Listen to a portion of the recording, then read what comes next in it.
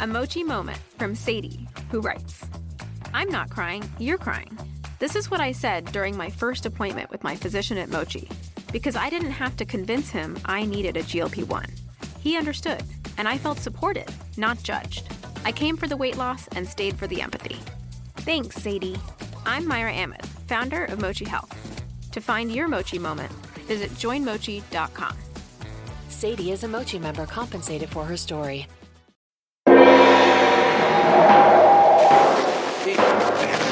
They come from the bowels of hell. The Dana Gould Hour. Jungle worms and swamp rats run around your feet. I bought a dog that killed the calf, that ate the canary. What is truth? And once again, welcome back. Lo and behold, it is that time again. Let's do a podcast, shall we? This is a very special episode in that it is constituted of a series of deep dives into several different subjects in which I have a rabid interest. Hopefully you do as well, because if you don't, you're in for a long-ass listen. Unless you're new to the show, you know of my deep and abiding interest in all things David Lynch.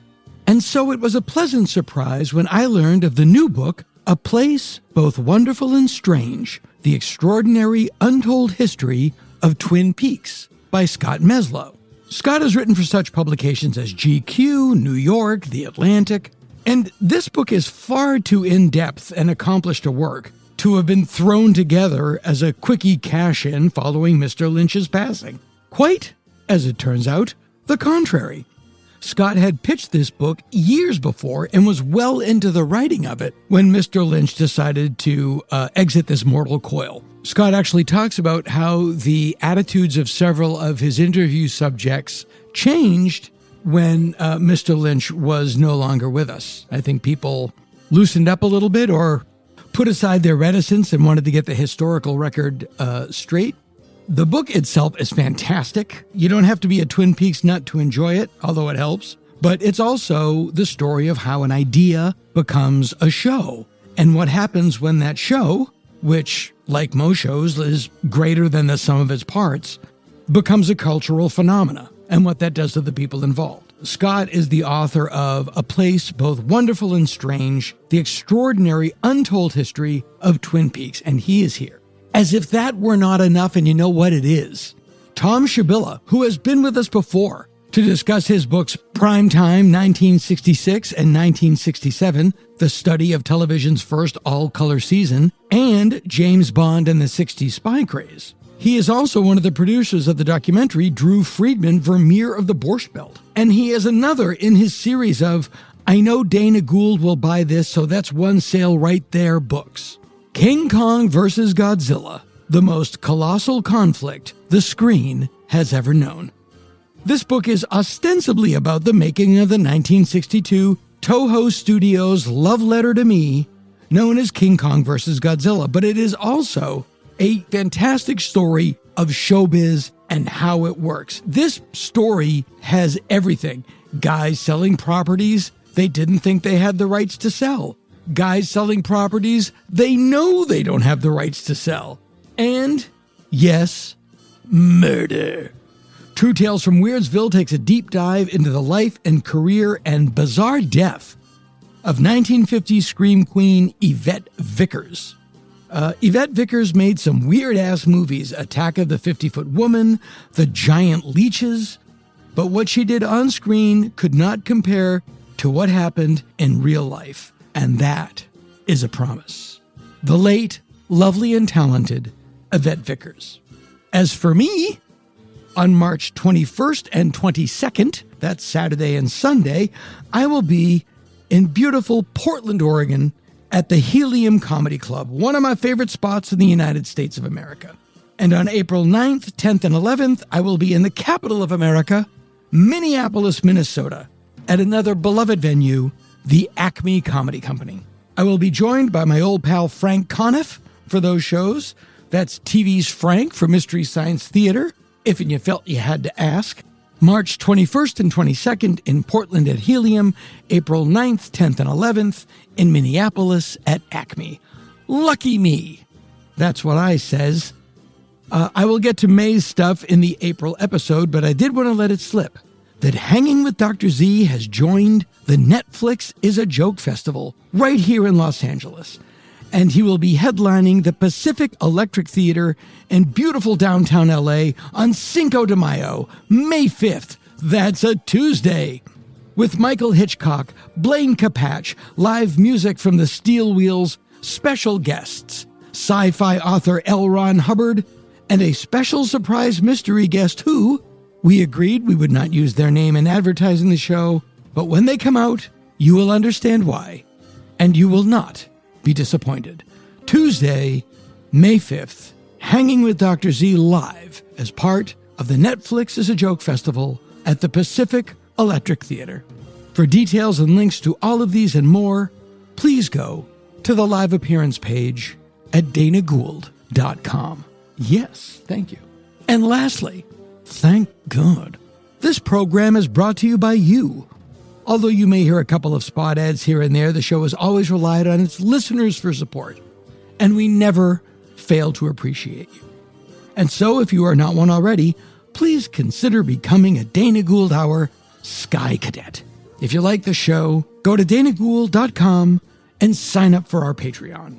$5 a month gets you some extra audio content, some video content, and some other junk. We don't have graduated levels. $5 a month, and you get some stuff. Don't be a shy cadet. Be a Sky Cadet. And now, it's on to our filthy business.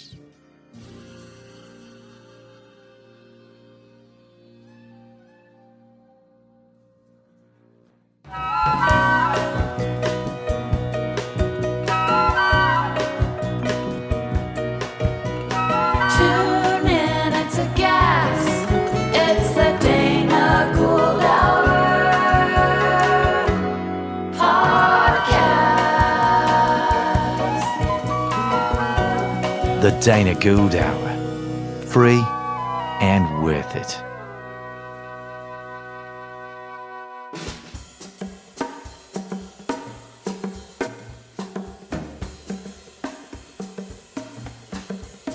It's a bright, warm, sun-dappled day high atop the Mulholland Drive view shelf here in sunny Southern California, the People's Republic of California, in the former United States. And I am joined in person by our next guest. Normally we do these over Zoom, but this young fella is doing a book tour, and he came up to the house, and I should have known he was coming to the house because at 7 a.m. the jackhammering across the street started. But we seem to be in a brief window, so we grabbed the time. His new book, just out, is called A Place Both Wonderful and Strange: The Extraordinary Untold History of Twin Peaks. Please welcome author, actor, hand model, Scott Meslo. All of my favorite roles. Yes. Thanks for having me, Dan. Now, this is really interesting because, you know, I did the giant Lynch thing, and the all of this stuff seemed to percolate at once. I think it's called the 100th monkey syndrome, where everybody gets the same idea at the same time. Right. You started this book, and that resurgence, I think, the resurgence in interest was triggered by, I think, Mr. Lynch's passing. Yeah. But you started this before he passed. Yes. So give us a little, like, what brought that on? You were a writer for GQ? Is that what it was? So I write for, mostly for GQ and New York Magazine. Yeah. Okay. Good. But books are kind of my own side venue. This book came out you're a journalist. Yes, I'm an entertainment journalist. Okay. And so I cover all kinds of film and TV. I do some games coverage. But books are kind of their own lane. And the Twin Peaks book really started when I was just kind of having one of those searching conversations with my agent, where he kind of... So your agent talks to you? Occasionally. Yeah. If I call him enough times in a row. Yeah. Well, I guess you see everything if you live long enough. So in the middle of this kind of searching conversation, he just kind of, we talked about a couple ideas. I was like, I don't know, maybe I'd want to do that. Maybe that'd be fun. And then he was like, well, what do you want to do? Like if you could really do any book next. Man, I know. No agent of mine has ever it was one of the, lightning bolts. I always get, why are you doing this? Why are you doing this? And to be fair, we'll get to that. That was his next question for me. Yeah. But when he said that, before I think he even finished the sentence, I went, Twin Peaks book. I want to do a Twin Peaks book. I've loved Twin Peaks since middle school. It's the thing that I have long credited with putting me on the course of doing entertainment journalism at all. It's like the thing that imprinted on my brain. So I told him that. And then he said, like that show from the 90s, is that, do people really care about that? And I was like, yeah. And my agent's a little older than me. So he remembered it as a show from the 90s. He wasn't aware that they'd brought it back. He's an agent. Yeah, exactly. But he then talked to his junior agent who's closer to my age. And she was like, oh yeah, everyone our age, millennials is obsessed with this show. That's and so funny. It became clear that I think there are actually a lot of generational shifts not like that on Twin Peaks in general. Yeah. And it became clear that there was a very good window to catch one of those, I think. Certainly that's what I wanted to do. It seems like a show that my older kids would like, and I think the reason they're not into it is I am so much. Yes.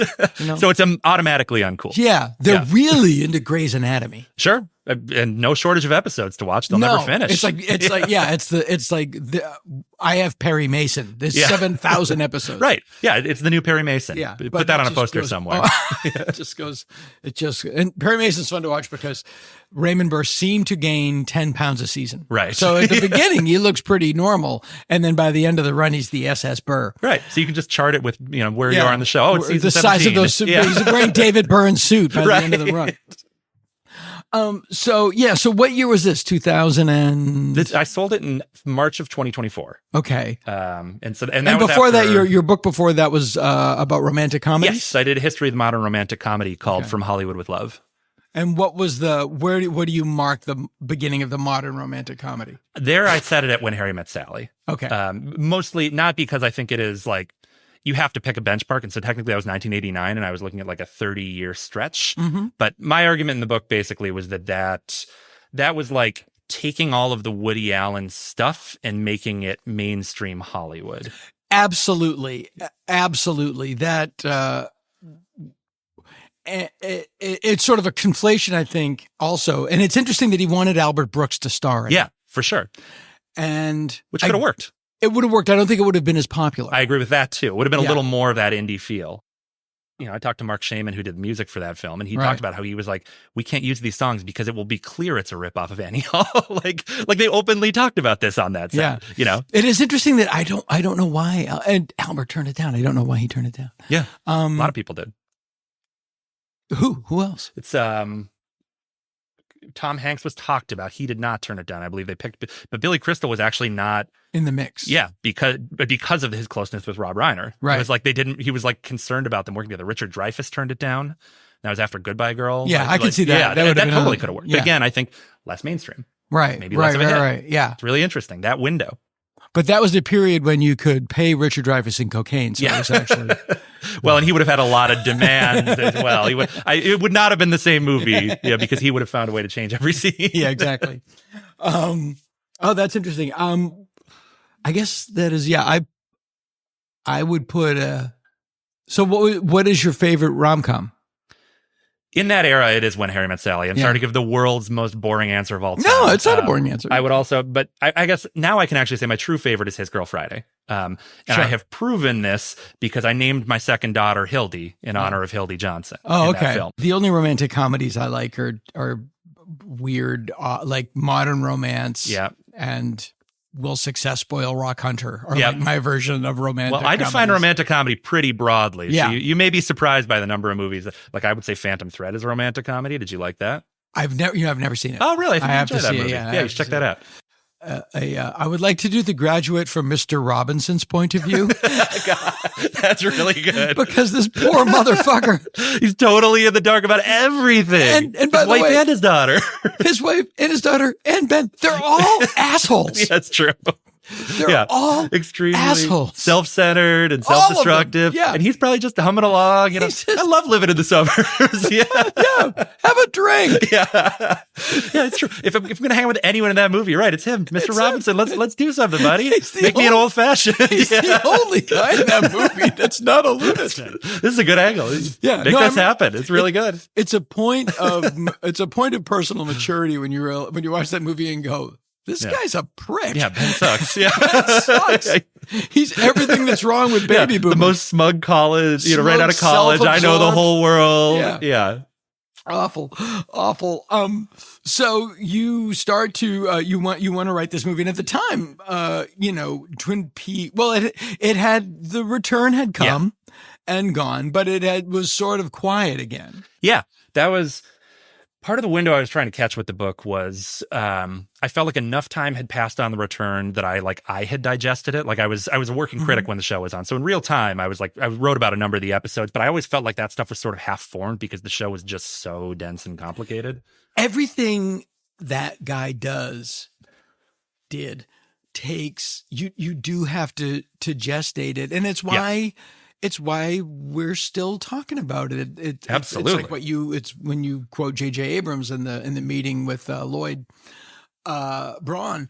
It's Lloyd to me.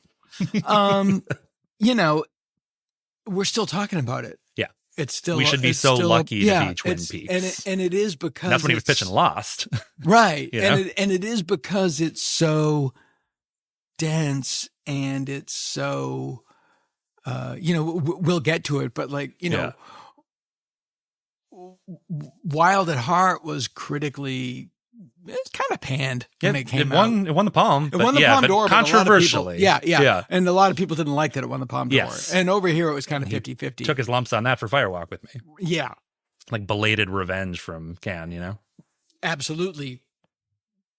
But it was only a couple years after Wild at Heart that we got Natural Born Killers, True Romance, U-Turn, all of these movies. Super influenced by Wild at Heart. Super influenced by Wild at Heart. Almost rip-offs. Yeah, I think. And we'll get to this. Firewalk with Me, the ultimate example of 15 years go by and you go, critical. Oh, it's actually a masterpiece, and everyone who hated it was wrong. Yeah. And, there's a lot of movies like that. John Carpenter's The Thing, Blade Runner, all these Apocalypse Now, all of the sometimes. There's a danger, at least financially, in being too far ahead of your time. He was just literally ahead of his time. Yeah. Literally. For sure. Ahead of his time. Look at Gen Z in Twin Peaks. It's the whole thing. See, you're going to have to educate me about that. Happy to. Yeah. That they're really, that makes me happy. It's huge on TikTok. It's what I'm kind of calling Twin Peaks core, where it's like the fashion, the music, there's something about it that is really resonating. It's, the whole, and not just David Lynch stuff. It's David Lynch stuff too, but it is Twin Peaks specifically has kind of found its new audience.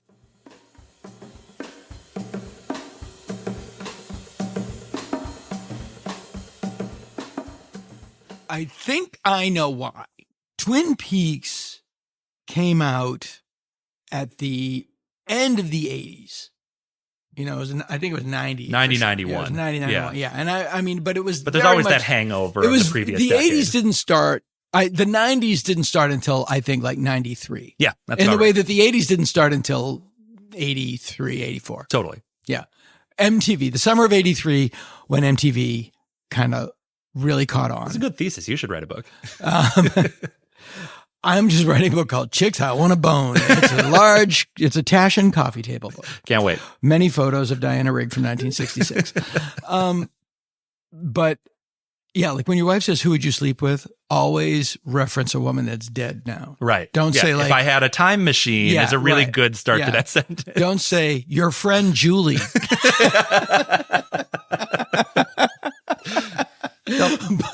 But I'm older than you, and I've talked about this before. I was the perfect age for it. Right. And I just moved to Los Angeles, and I was, it was my first run at pretending I was a grown-up.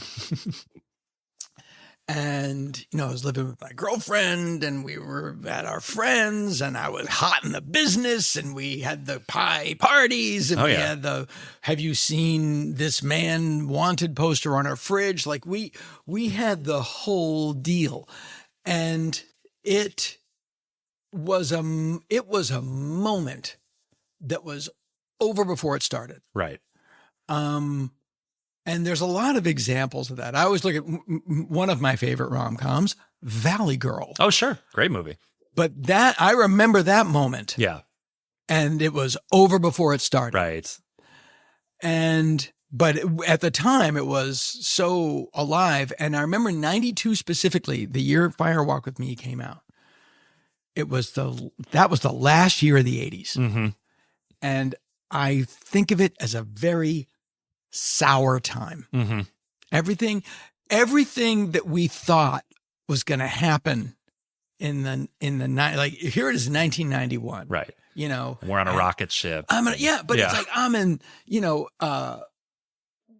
the economy is great. Yeah. And for the first time in my life, all the stuff that I liked was the most popular stuff. Right.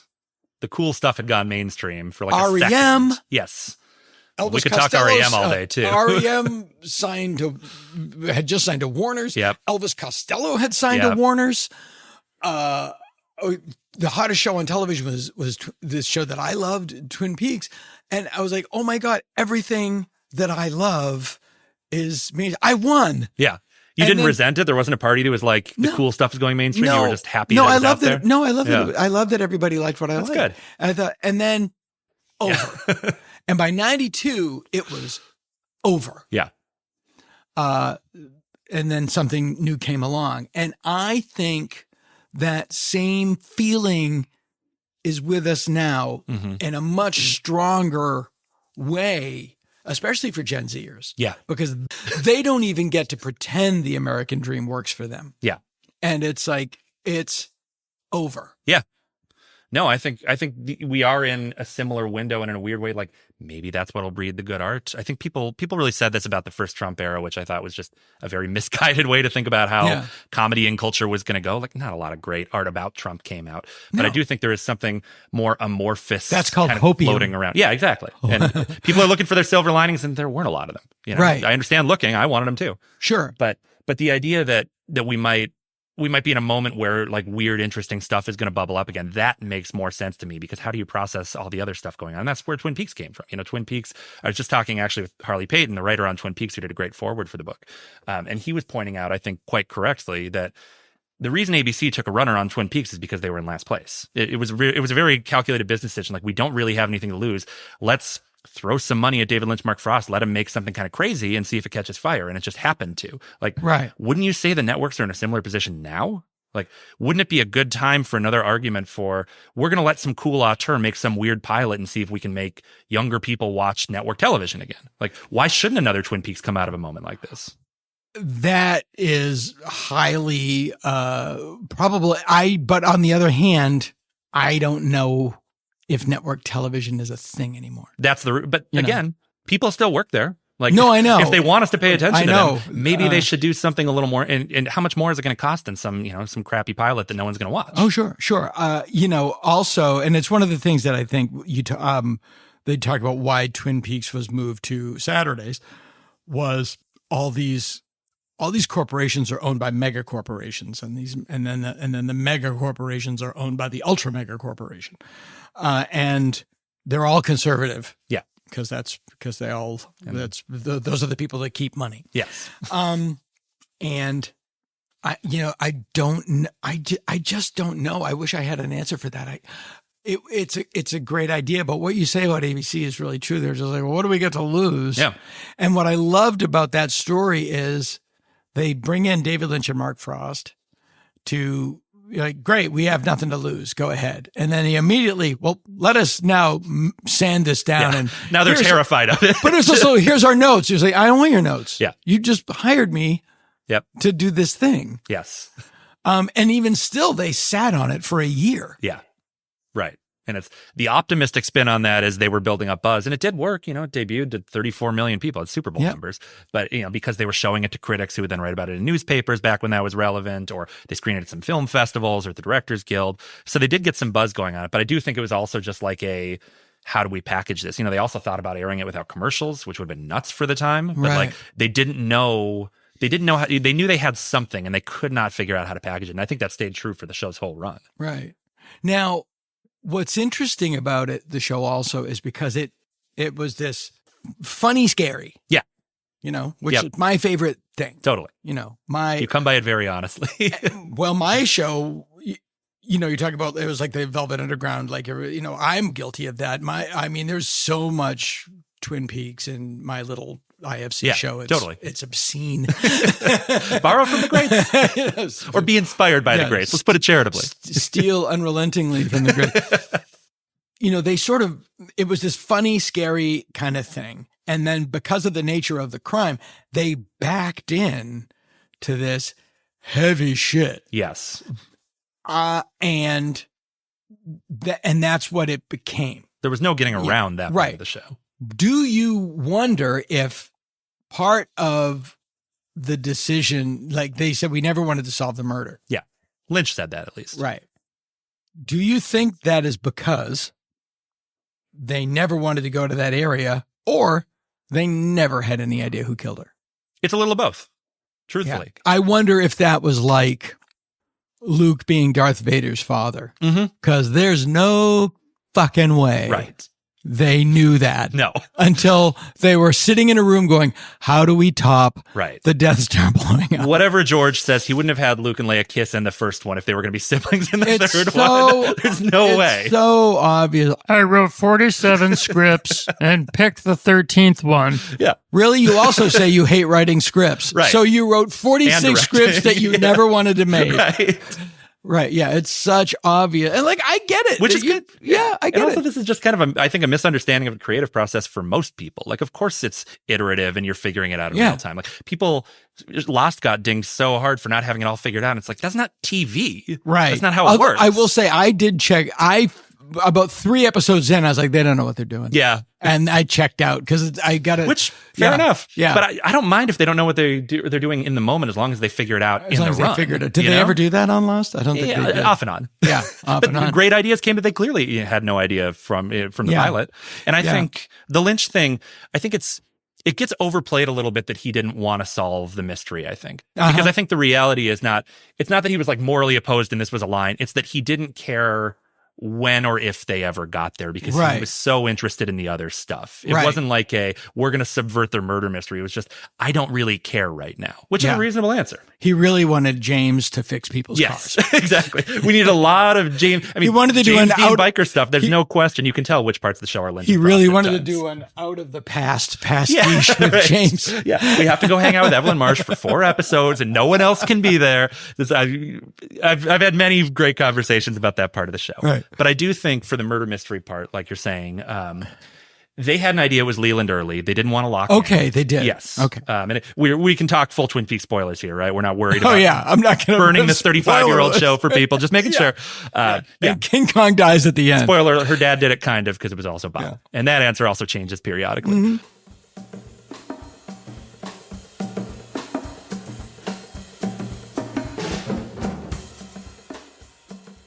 The way they described it was like they figured out pretty quickly there was Leland between them. I think what Mark said to me was something like, it was almost like you'd write in a screenplay where like they locked eyes and they had the same thought. And that happened pretty early. But they didn't tell anyone else, and they didn't want to commit to it because they thought a better idea might come. And they did, in fact, kind of try other people in real time until the eventual reveal, which absolutely happened faster than either of them wanted it. Right. Yeah, they were. And I like how in your book, Bob Iger is the villain of the piece. He moved it to Saturday. Yeah. Which was corporate. To be fair to Iger, at the behest of people higher than him in the chain. Yeah, and it was all he was about following orders. It was the new owners are uncomfortable with the show because they ride Bibles to work. Oh yeah, no, even for the conservative owners, they were like conservative owners, super religious, praying at meetings, the whole deal. Yeah. Were I Lynch, I would have been like, okay, we could solve the murder, but then the show's over. Right. And that's a good, I mean, but they might have called that bluff at that point. Like they were really, those checks keep, they had some discomfort. Those checks keep coming in. Right. And I do think, I asked a lot of the man did own 4 houses in a row. Somehow it worked out. Right. Yeah. Have you been there? No, not yet. Oh, I'll drive you by. Is that the one that they just put on sale? Or is it the other one? It's an escrow. That's net. the one, yeah. It's an escrow. The net. 15, yeah. Yeah. Fans were really interested to pick over those photos. Yeah. But yeah. I wouldn't live in that house. Yeah. I don't like brutalism. It's not my style for starters, Yeah, but also it's- it does feel like, it feels a little ghoulish. I mean, Yeah, I hear you. People got to live in homes, but like Yeah. that was like his house. Yeah, you know, yeah. like his art, his whole. Yeah. Yeah. So I'm with you. So, yeah, I do think that they sort of backed into this thing that they weren't prepared to really wrestle with. I think that's right. And then Because the other thing is, it's a story about rape and incest, and you can't do that on network television. And this is part of where the Bob mythology comes from. You have to have an occupying spirit who you can justify, and then you have Cooper, basically at Leland's funeral telling Sarah, absolving Leland of all responsibility, which that wasn't explicitly a network note, but it's clearly a response to, we have gone pretty far down a dark road and we have to walk it back some. And Cooper is not in that moment saying that with any real authority. How does he know? Like, you see Leland break down. It's a beautiful performance from Ray Wise. To me, Ray nobody Wise knows is anything. so good. It's an astonishing performance. And I feel for him because as a parent, you're a parent too. Mm-hmm. It is the unspeakable. Yes. And so not only is like, hey, you're on the hottest show on TV. Right. Now you're off it. And you're going to be, and it's you committed also the worst crime you can imagine. And here's another thing that I think about in the way that it's become, suddenly people go, in the way that people look at Fire Walk With Me and say, oh, it's a masterpiece. Yeah. There's the reverse of Todd Solondz's happiness. Mm-hmm. Like Dylan Baker. Right. Fantastic actor. Fantastic in that film, of course. But it's also like, too good. What the fuck are you doing? Yeah. Because you read that script and you went, oh, this will be fun. Yeah. For sure. Or Silence of the Lambs. Look what that did to, God, I can't Yeah, think of that his name actor's off the top of name. my Yeah. head. Yeah. Buffalo Bill. Yeah. That changed his career. Yeah. But But I mean, the Buffalo Bill thing with the trans thing, and as they said now, I was like, yeah, that was pretty bad. Yeah. It was a different time. It was a different time. Sure. Different problem in that Norman film. Bates. But the Dylan Baker thing, like, I don't see I could read that and go, no, this is what I want to do. I don't want to do this. Yeah. And other actors passed on that, right? I've read the history of that film. You're right that Ray was I talked to Ray several times. Look, he was a fantastic interview, and he didn't know. They didn't give him a heads up that, by the way, you're going to be the killer. I love him so much. He's amazing. I talked to him at a fan event, and we have a mutual friend. Yeah. And I said, when you were doing, I'm going to try to get him on this. Yeah, you should. Yeah, no, he'll do Great it. interview. He's so cool. Yeah. I said, like, when you were doing the feature and you're doing some of that heavy shit. Yeah. Like, how did he? I mean, because you can't have a lighthearted. You can't have a lighthearted set because you got to sort of honor the moment, right? And you're in the truth of the moment. Yep. But how did he direct that? And it was so funny. He walked up to you and put his arm on my shoulder and be quiet for a minute and just went, you know what to do. Yeah. A lot of trust. And that was, everybody, actors adored Lynch across the board because he would give them that level of freedom. His direction was very spare, but a lot of his work was done just in finding the right people, he felt. He would kind of let them bring what they were bringing. No, he's a brilliant, it's truly interesting. So, in terms of like from the Twin Peaks to the Fire Walk With Me, it does seem like Lynch was able to wrap his head around what it was, and he wanted to go there all the way. And Mark Frost, that's not the story people want. Yeah, and in the moment, he was right. Yeah, he absolutely right. He was right. Yeah, I would say for starters, it's shocking that they got to make any more Twin Peaks at all, because it was seen as, kind of damaged goods and, something that was people were already done with. Yeah. So that Lynch got the funding to do it was pretty unlikely to do any kind of Twin Peaks continuation. It is amazing because it was so, when it was over, it was over. Yes. And I remember watching, this is such a perfect analogy of I was living with my girlfriend when the show was hot. She had just moved out and I was still in the apartment. With your little Bob poster on the wall and everything. Yeah. Half the shit gone. Right. The cat's gone. sitting alone watching the series finale. There's just total nightmare in the red room. Right. Yeah. But it was so funny. Kind of perfect. It is. But it was like, yeah, it's done. This whole era is done. Yep. You got your send off. Yeah. I never thought of that until just now. It's like, oh yeah. It was like, no need for Freud here. Right. Yeah. It's over. And then the X-Files came and that was like, right. This is a little more Brighten it up a little bit. Yeah, a little more palatable. Yeah. A little more episodic. Somehow CIBY said, no, just go ahead and do it. Yep. It would have been, I'm surprised that they didn't do a Godfather Part 2 until the last 7 days of Laura Palmer with Dale Cooper getting out of the lodge. Right.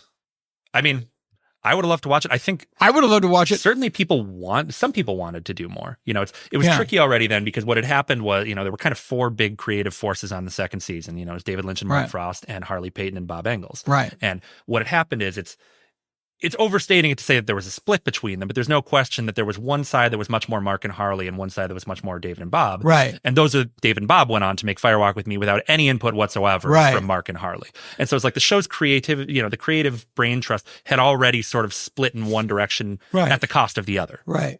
Now, and Harley Payton, who you know, who wrote the foreword of the book, he's in a very interesting position because he wakes up every day and his calling card for people that approach him is Twin Peaks and Lynchiana. Mm-hmm. And I fully admit I don't know what his career did after that. And he might have written the first Avatar. I don't know. He's done cool stuff. My apologies. Yes, he would agree that Twin Peaks is still the top line item. And yet David Lynch did not like him. They had a big conflict. Yes. Yeah. And I know the story and you can tell the story. And I feel for both people. Absolutely. Because I've been in both of those positions. Mm-hmm.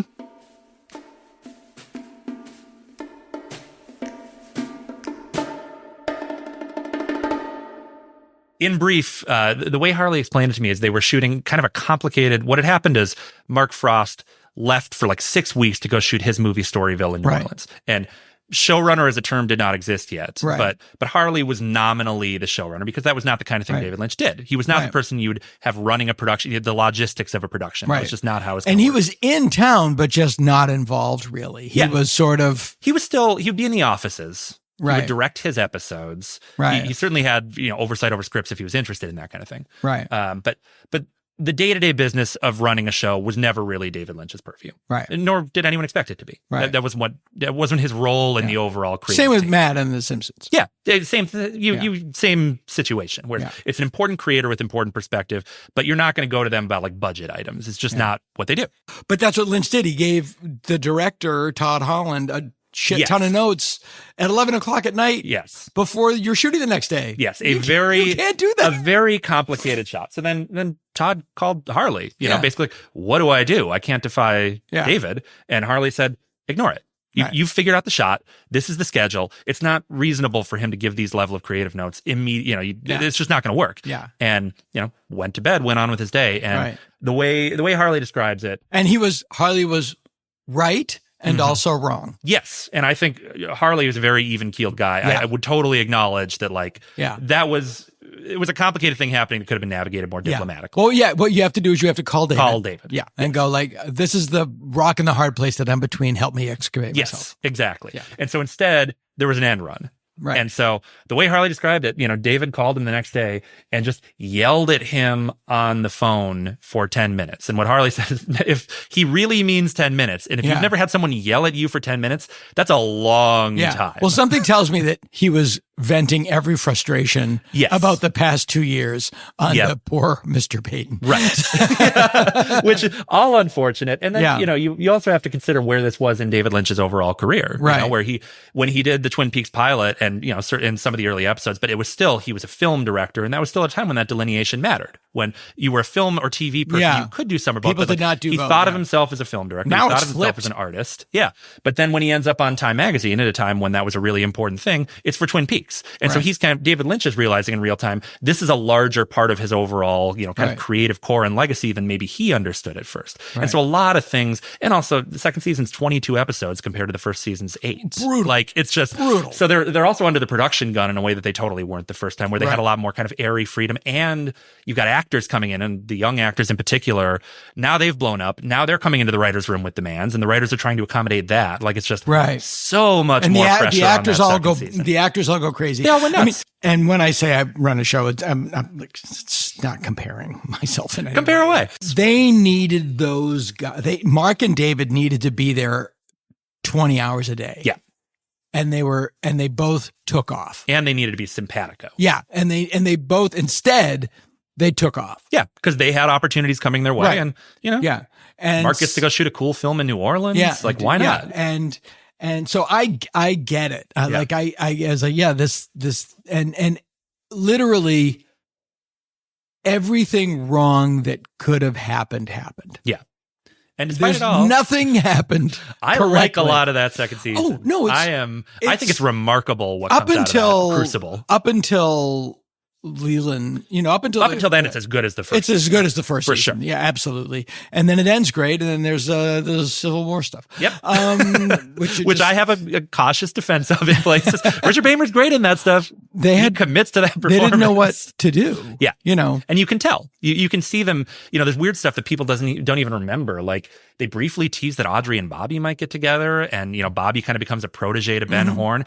And then suddenly that's gone. And all of a sudden we've got, Heather Graham and Billy Zane coming in as the new love interest. And it's just like, and there's a whole story about why that happened in the book too, but it's just clear spaghetti's getting thrown at the wall. Right. Some of it's sticking, some of it's sliding right down, and it's happening episode to episode. Yeah. And the actors all all have agendas. Yes. And no one's being told no. Yep. And then some people are not. I talked James Marshall, who James Hurley takes a lot of lumps in the fandom now. Yeah. Like, James Marshall he agrees with almost everything people criticize about James Hurley's arc. And he's just said, I wish I'd had the confidence to go to the writers and complain the way that other actors were doing. It's so funny. I just went to this fan event. Yeah. And he was like, I'm so nervous. I'm so nervous. What?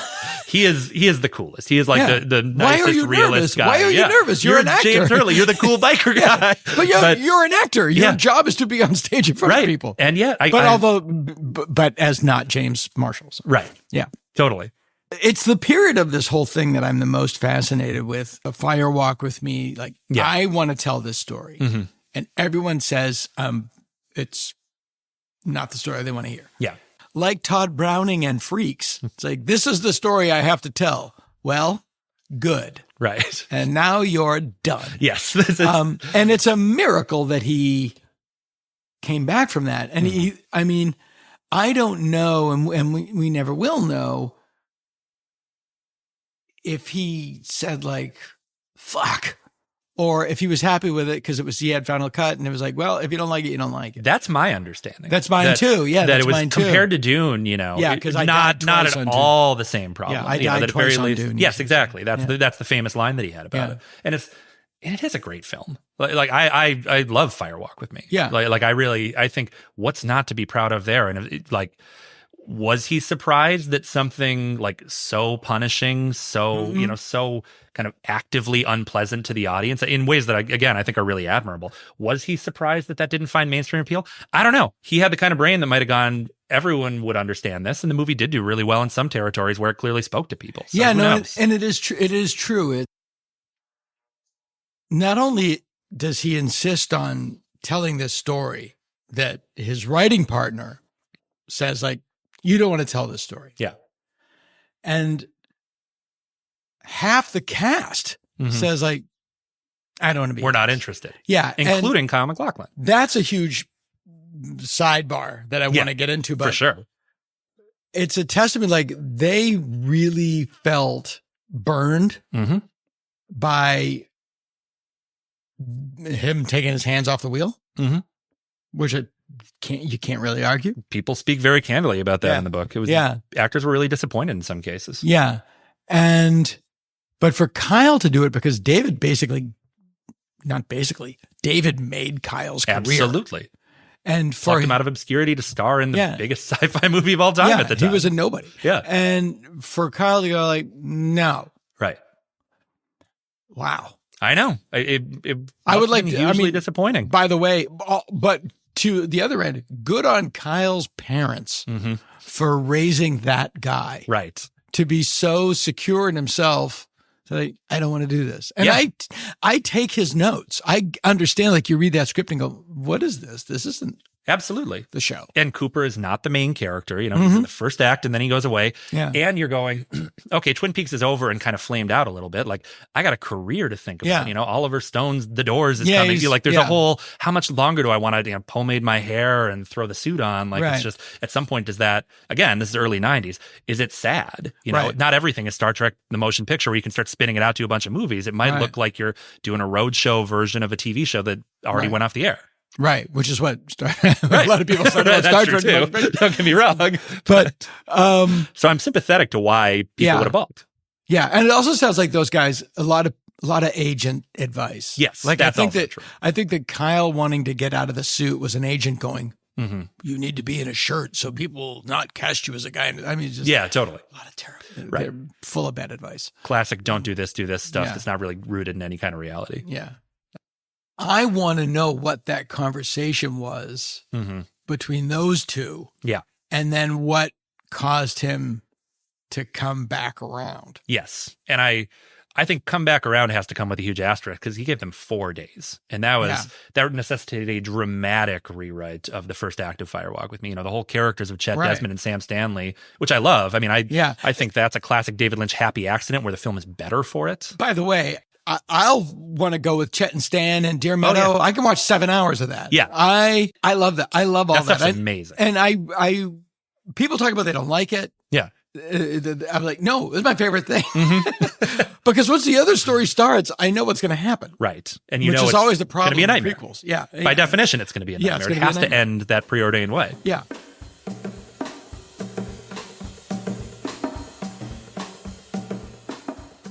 Very little information if you're a big Twin Peaks fan coming into this movie. And suddenly it's like, who are these guys? We're in a version of Deer Meadow is basically Twin Peaks, but like with all of the ugliness dialed up to 11, where it's just like, what's the anti-Twin Peaks? Absolutely. It's like the evil doppelganger. Yeah, the coffee's bad. The people are jerks. People are horrible. The sheriff's department, they're mean and openly obstructing the investigation. Like it is such a mean way to draw people into Twin Peaks, especially if, nominally the financial goal here would be to win back Twin Peaks fans who might have felt burned by the show or not liked how it ended, or at least wanted some resolution or something. And you were doing everything in the opposite direction. You're doing something purposefully strange and alienating, which I love. But I also, again, you get why some people went, what the hell is this? Totally. And it's the most, I remember seeing it opening night here in LA. And I just a weird, someone was it was not a big crowd. Yeah. But somebody had a Twin Peaks phys ed department t-shirt because there used to be, I don't know if it was Oz yet. It was Spencer Gifts. Sure. And it had all the Twin Peaks like share. I still have my, all of my stuff. Hang on to that. That's valuable now. I guess. Yeah. Like, I'm assuming you have all of it too. I've got a classic Sheriff's Department mug that I think goes for a pretty penny. Yeah. But I'm not getting rid of that one. Yeah, no. I have the Time magazine and all that stuff. Yeah. My mug was given to me by Russ Tamblyn. Oh, wow. And I love broke Russ. in an earthquake. Yeah. Yeah, greatest guy.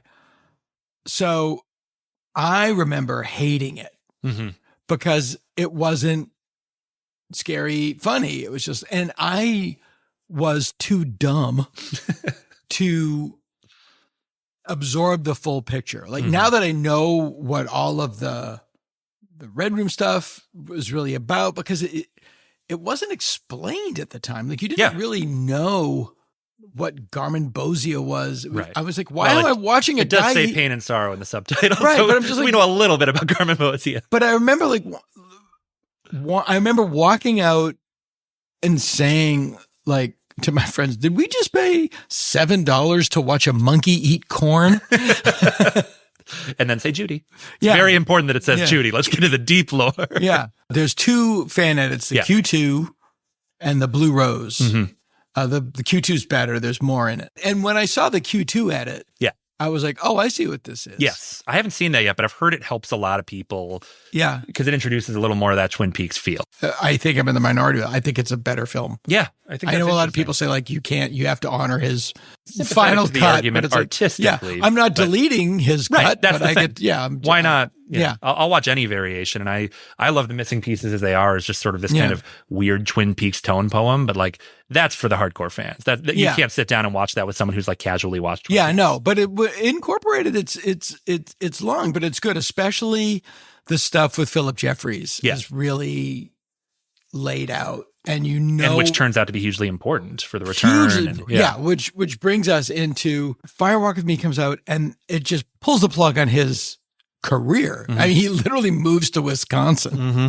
I am sympathetic. Other than what I always found heartening about that whole story was like he never expressed like a whisper of regret for Firewalk with Me, and it's so great that it finally found its audience. You know, clearly it's Criterion Collection, widely acknowledged as a masterpiece, and maybe his masterpiece to some people. I wouldn't go quite that far, but there's no question it's in my like AAA tier of David Lynch works. Like, I think it is a total masterpiece. It's a major. I think that. I think that Lost Highway and Wild at Heart are considered his B+ efforts. Yeah. And Blue Velvet, Mulholland Drive, Elephant Man, Eraserhead are his A+ efforts. And then Straight Story is like just a fascinating detour of like a different career he could have. As was Firewalk with Me. I think it's this whole other thing because it's a part of Twin Peaks. Yeah. It's not Twin Peaks. And then to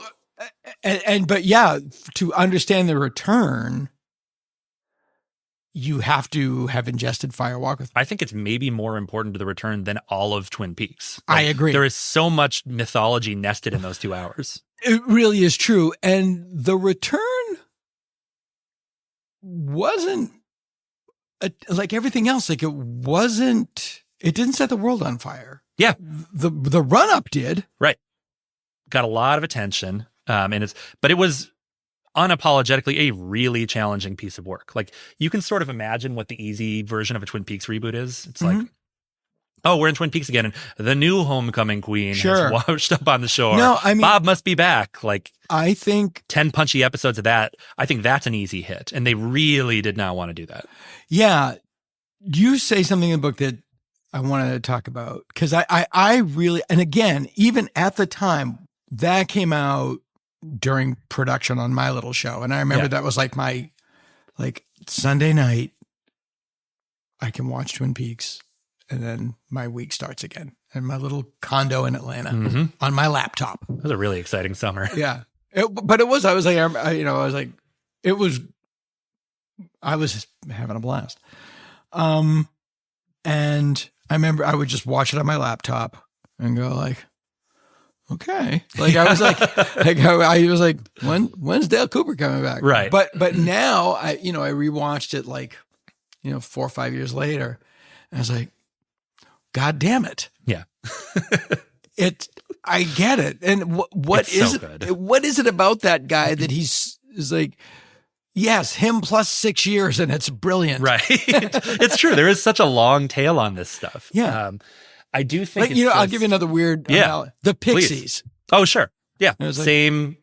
It just gets better with time. Right. There's something about being ahead of your time that it must really suck to be ahead of your time. Where you're like, I find, tell me if I'm wrong. wrong. Confidence it takes. I find that those Nirvana albums are very much of their time. Yeah. No, it's a 90s sound. Right. And I find the Pixies albums pretty timeless. That's interesting. It's more in the production though, right? Than in the music. Also in that the Pixies were never that big. Right. Like you couldn't exist in 1991 without Smells knowing like Nevermind. Yeah. Blasting everywhere. Yeah, where the Pixies totally. are always like, it just seems more timeless. Yeah. There are certain things that are just so E.T. Right. does not age. Yep. Well. Yep. It's 1982. The effects are very of the era. And just everything. And the filmmaking. I know what you mean. It feels like 1982. I love that movie. But, yeah, but also, I'm old enough. Like, if I right. show that to my daughters, I don't think it would do it. Well, maybe. But the thing in Blade Runner, which came out a month later and were hated, are now still pretty timeless. Mm-hmm. Yeah. It's a very, like, kind of intangible thing, because I do think some of it, you can pin some of it down to, like, it's miniatures, so it aged better than like crappy digital effects. It's the more recent version of that to me would be Lord of the Rings movies versus the Hobbit movies. And it's astonishing how much better Lord of the Rings looks because the CGI was used more sparingly. The Third Warrior versus Furiosa. Right. Exactly.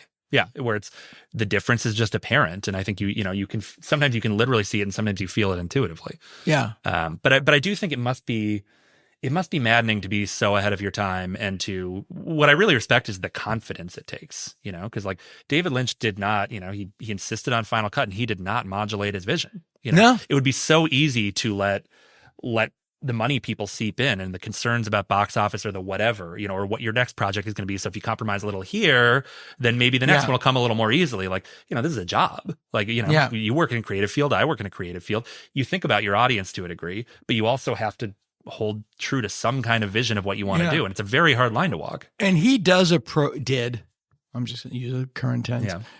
He approached filmmaking the way a painter approaches a painting. Right. Absolutely.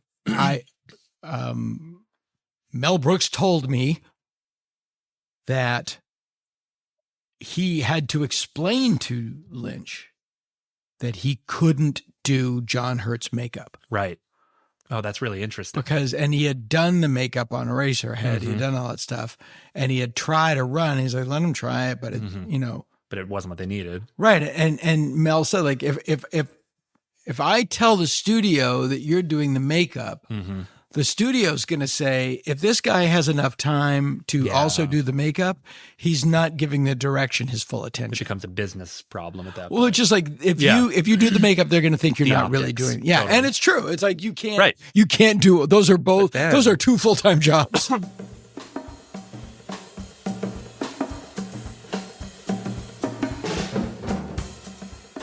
But that never went away, because the number of people I talked to on the return, the number of actors who really wanted me to know, like, he got in there and moved the blood just on my face, or moved my shirt just a little. Like he really was. I mean, that's part of what's so beautiful about the return. The reason he, walked away very famously and publicly, it kind of became misreported because the story was it was about money. But that did not mean Lynch himself was not making enough money. It was that he was concerned he didn't have the money and the time to shoot it exactly the way he wanted to. And that was what they had to hash out. He wanted to shoot the whole thing like a movie. Yeah, exactly. And that means that all of your departments are always on call. Yes, exactly. Yeah, which is how they did it. Right. And, instead of 18 different episodes. Say how many episodes. That's the other thing. They originally talked about 9, and when they finally sat down with Lynch and Sabrina Sutherland, it became, we know it's going to be more. We don't know how many more. That's a very unusual way to do TV. It's pretty cubist in the way that it's sort of put together. I'll give for analogies akimbo, sort of put together like Smile. Sure. It's like patching stuff together. Yeah, I don't know I don't know what the script looked like, but I do know the story that you take about the room of cards. Yes. I think that's a really representative example of the show where Dwayne Dunham, who edited the show, and had worked on the original Twin Peaks as well and was very used to working with Lynch, his solution for kind of how modular the script was becoming, because Lynch was also writing stuff every day, was a giant room full of colored Post-it notes. And so the visual that he found helpful was, okay, the last time we visited, say, Becky, the Amanda Seyfried character, she was in episode 5.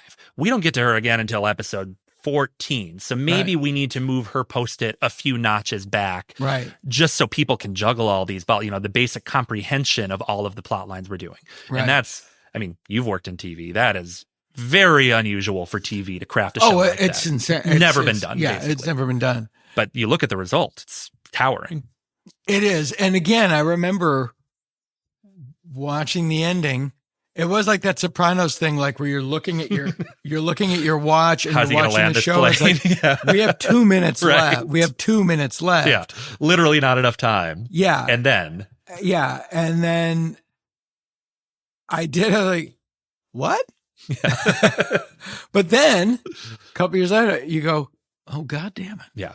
God damn it. I remember watching it live and being chilled to the bone. Like I had my two reactions live were, I didn't really understand what it meant yet, but I knew it was very powerful. Mm-hmm. Like it really spiked my brain in a way that, I'm a working critic, but there's not a lot that hits me like that. Yeah. And then my second thought was, shit, I have to turn around a review of this tonight on Sunday night for Monday morning. And how do so I watched it all again and I chewed on it. And I don't think it's a perfect, because it was such a complicated and rich piece of text to work with. But I think for a first reaction, I'm pretty proud of how I was able to kind of digest what was happening there. Here's the really weird thing. The episode 17 was also the series finale of Stand Against Evil. Oh, that's interesting. I'm cutting that. That sounded so obnoxious. That sounded like I'm not. By the way, where I got the idea was 11/22/63. Sure. The Stephen King. Yeah. Like I'm not saying another great piece of work. I'm not saying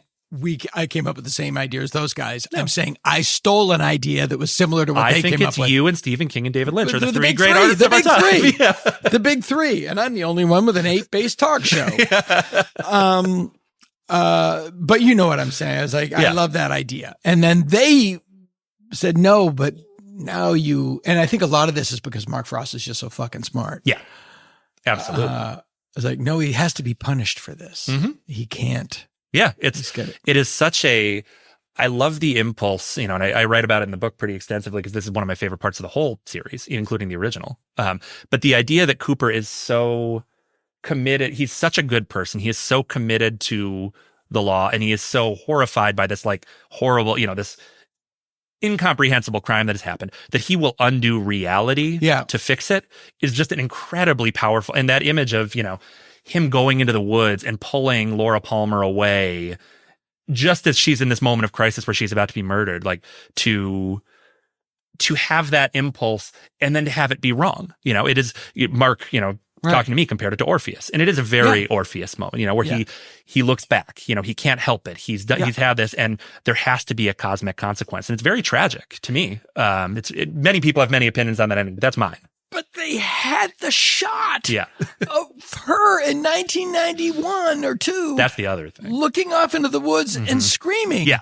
And you don't know why. It's never explained in Fire Walk with Me. It's like they had a time machine, and Lynch came back 25 years to talk to his past self. Just put this shot in here, That's the thing that I cannot the fathom. Genius that it takes. And it's, I talked to Mark about a lot. It was particularly fascinating to talk to him about that part of Fire Walk with Me because he hadn't been creatively involved. So he's sitting there and, he looks at this film 25 years later and goes, Did he see it when it came out? I don't remember if I asked him. That's a good question. Did you Zoom with him? Did you call him on the phone? We talked on the phone. He lives in Ojai. Yeah, he's in Ojai. What was great about Mark is every time we talked, we would talk about the Minnesota Vikings for like 20 minutes first because we were both big Vikings fans. Is he? Because he worked at the Guthrie Theater. Theater. He worked at Guthrie's where he like matriculated and where a lot of his, I think we both have Minnesotan impulses. So we had a good rapport very quickly. But I loved talking to Mark about the fire. I wish I remembered if he'd seen the film. I remember Harley talked about how he saw Firework with Me in theaters when he came out and hated it and was outraged. Like he thought Twin Peaks did not work without Mark. I think he would still say that. Yeah. That the balance is off. It's not both of those. He also says that it wasn't until Steven Spielberg that wanted to direct the movie that David Lynch finally took ownership. That David Lynch realized. Yeah, I don't know if that's true. I can't, because he's such an artist. Yeah. I can't imagine him doing anything that he doesn't feel is his. That said, he was not around. Yeah, I do think the rumor is he took off in season 2 to make Wild at Heart. No, he took off in season 1 to make Wild at Heart. Absolutely. That's very important. That's correct because everybody gets that wrong. Yeah. But it's, I do I think the truth is somewhere in the middle because I also understand where you go like, Steven Spielberg is going to direct the premiere of my show? Like that would get my attention. Hey, wait a minute. That would make me think like, do I need to reprioritize things a little bit here? Yeah. This thing is more important than I think it's going to be. Yeah. But yeah, with Mark and Firewalk with Me, what I loved to talk to him about was having to retrofit that stuff. Imagine you didn't create Philip Jeffries. You didn't create Judy. Like, what is this going to mean? The fans have expectations and it's not your idea. And so much of what he had to do was kind of go, I mean, I loved talking to him about, he's literally going through like weird old esoteric texts to find like the names of Sumerian gods until he finds Jowday. And he's like, great, we got Judy. Finally, there is something that makes, and clearly not the intention in Fire Walk with Me. Yeah. But it works, you know, all of that. And that Laura Palmer scream in the woods in Fire Walk with Me, the what did she see? It's another, I can just imagine that light bulb moment going, holy, we've got it. We've got something we can reference. We can finally justify this otherwise unjustified moment. It's amazing. That is the miraculous thing. Yeah. That is really the miraculous thing. Mm-hmm. And then it rips the universe in half. Yeah, right. And then it's, you know, who knows where they are. I think it's a very plausible reading that, you know, Cooper and Laura, you know, Cooper's crossed over to our universe, that, you know, the kind of flat, ugly way that Twin Peaks is shot in that final scene is really fascinating to me. It's got none of that kind of warm, nostalgic glow. Like it's like a totally different and very harsh look at that town. And so whatever's happening there is something very, very ugly and real has happened. And I think that's what, you know, that's what a TV reboot is to a degree. That's the other thing that I find fascinating. That's what that reboot did, because it didn't do what the X-Files did. Right. Which was an exercise in nostalgia. Yes. And I respect that. By the way, too. I love that. I love nostalgia. This is not that. Yep. And one wonders if that's what the show could have become had things worked out differently. And that you use this universe as a vehicle to tell different stories. Right. And that was the brilliance of this, in that it's not what anybody expected. It's not what anybody wanted. Right. Episode 8 was on no one's bingo card. To radically reconstitute all of Twin Peaks mythology in a single hour, to make it about the bomb instead of the, you know, kind of unknowable evil in the woods. Yeah. Like, that's a fascinating impulse. That changes everything. And it's like, wow, why didn't David Lynch make a 50s sci-fi horror film? Well, he kind of did.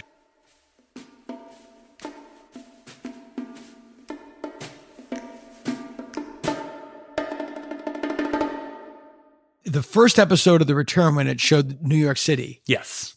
Astonishing moment. Yeah, that was like, because before that, Twin Peaks was like Dark Shadows. Yeah. And that it was in this little town where you could live in your mind. Unless James goes on a noir detour, you're always in Twin Peaks. Yeah. My friend Wallace McBride, who does all of my graphics, calls Dark Shadows Star Trek for shut-ins. That's really good.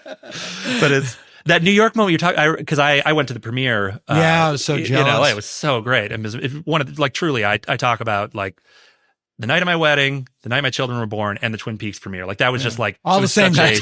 All the same night. It was really exciting. Everything's been downhill from there. You really pack it in. We really did it. But it was such a personal and professional culmination for me, because I'd loved this thing for so long, you know, and I was invited for my work. And so it's just like, I can't, you know, to be in this room with these people for this thing I've loved so much, and then a little nervous. And then I was just like, oh, it's astonishing. Like it is so much. They screened the first 2 episodes, and that shot of New York, like truly just blew my brain wide open. I was just like, I have no idea what this is. They are so far ahead of me and my wildest dreams for what Twin Peaks could be. And I cannot believe I get to go on this ride.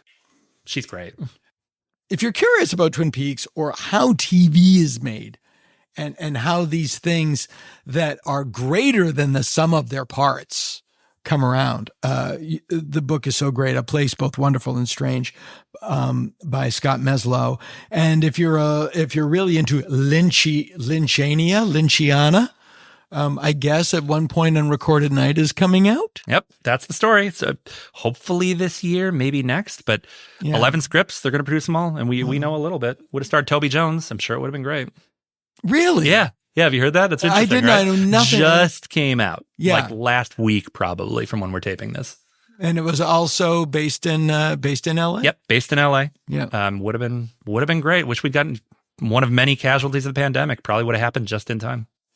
I was talking to somebody who, one of the TM instructors at the Lynch Foundation, and they were talking about when David's youngest daughter, Lula, was getting joining the foundation, getting her mantra, and she was writing down her address, and she wrote Los Angeles, and David said, "No, you don't. You live in Hollywood."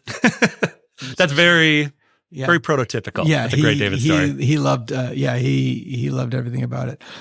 Scott Meslo, what are you doing next? Do you know? It's a good question. I'm working on some third book stuff that I can't quite talk about yet, but I hope to have news sooner rather than later.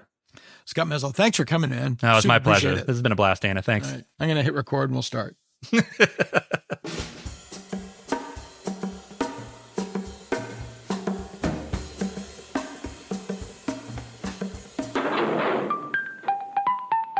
More to come from the Dana Gould Hour.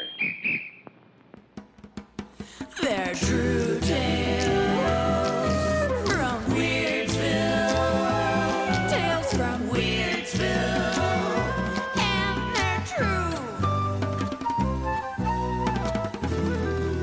Can your heart stand the shocking facts?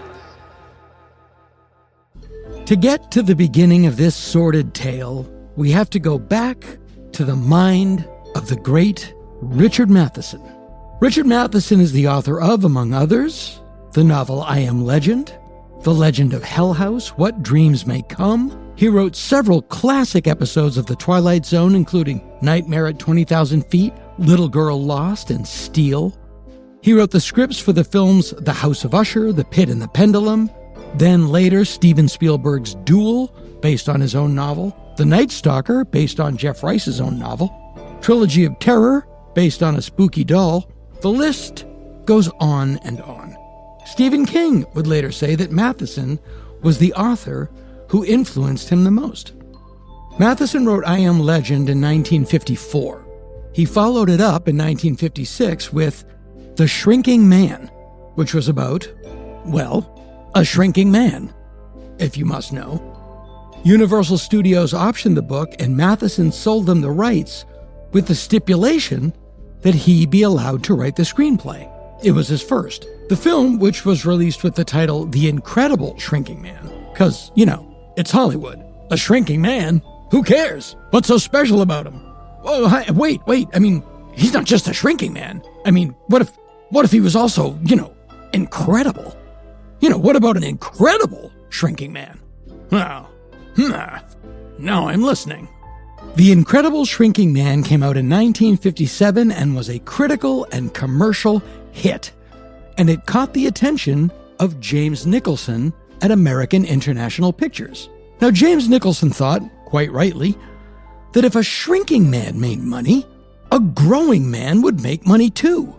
I mean, not just a growing man, a colossal man. I don't know. A colossal man? There needs to be something special about him. You see, the shrinking man, that didn't make money because he was a shrinking man. It's because he was an incredible shrinking man. That's what we need. Oh, no, I know. He's not just colossal. Colossal, who cares? He's amazing. He's an amazing colossal man. Well, why didn't you say so? Why didn't you say so when you first came into the office? The Incredible Shrinking Man was released in February of 1957. The Amazing Colossal Man was rushed into production and managed to come out later that same year, in October of 1957. And that also made money. So they got to thinking, if a colossal man made money, then a colossal woman would also make money. I don't know. Thing you guys don't realize, he wasn't just colossal, he was amazing. Oh, did I say she was just a giant woman? My God, no. She's astounding. She's the astounding giant woman. I'm listening. The Astounding Giant Woman, at some point renamed Attack of the 50-Foot Woman, was released in May of 1958. That's how fast things moved back then. The book came out in 1956, and they made a movie and 2 rip-offs in under 3 years. I don't know why they changed the name. I assume at some point they got some audience testing back that said, you can't just say giant. People, if it's a woman, people need to know exactly how big it is. If it's a woman, people want to measure. The 50-foot woman in question was played by Allison Hayes, but also in the cast, key to the plot, was Yvette Vickers, who, for the record, was 5'3". Now, Yvette Vickers wasn't plugged from obscurity to star in the film, but it's safe to say that she wasn't what anyone would call a star. Born Yvette Vedder, her father was jazz musician Charles Vedder. Whether they were related to Eddie or not is unknown to me at this time, but we'll see. And her mother was also a professional musician. Her mother was Iola Maria Vedder, and she was a pianist, jazz pianist. Yvette was born in Missouri, but the family moved to L.A. for jazz work. I guess they worked at the Jazz Building. She went to UCLA with the intention of becoming a journalist, and this was the late 40s when journalism was a 99% male-dominated field, so points to Yvette for chutzpah. But she took an acting class, and she liked it, and she started doing commercials. Then she got a bit part in the movie, not just any movie, Billy Wilder's Sunset Boulevard. But all she played was a girl on a phone at Artie Green's New Year's Eve party. But if you look at the film, there she is. She ended up moving to New York when she got a lucrative modeling contract as the White Rain Shampoo Girl, and that raised her profile enough that she was summoned back to Hollywood. Her Sunset Boulevard co-star Jack Webb put Yvette on his TV show Dragnet. She also guested on TV westerns like Bat Masterson. Although she worked a lot as a model, she was not a model who acted. She was an actress. She was very serious and very dedicated to the craft. She joined a theater troupe here in Los Angeles that also featured Carolyn Jones, who would go on to play Morticia in The Addams Family. Now, when your mom and dad are both touring jazz musicians, it's probably not surprising that you might end up marrying a jazz musician. You go with what you know. Yvette Vedder, who had by now changed her last name to the snappier-sounding Vickers, became Mrs. Don Prell, and it was a doomed union. To begin with, Yvette worked days and Don worked nights. There's a big problem right there. In February of 2012, journalist Steve McCullen wrote a fantastic article on the life of Yvette Vickers in Los Angeles Magazine called Left Behind. And it's a major source for this piece, obviously. And in that article, he interviewed Don Prell. And Don said, despite their love for each other, they seem to be from two different worlds. He talks about a party thrown for them on their wedding night by a group of Yvette's actor friends. To quote Prell in McCullen's article, I was a hick jazz musician. I didn't know anything about, and here I quote, guys who were like ladies. It was overboard. According to the article, Don left the party alone and spent his wedding night by himself at his parents' house. Okay, Don.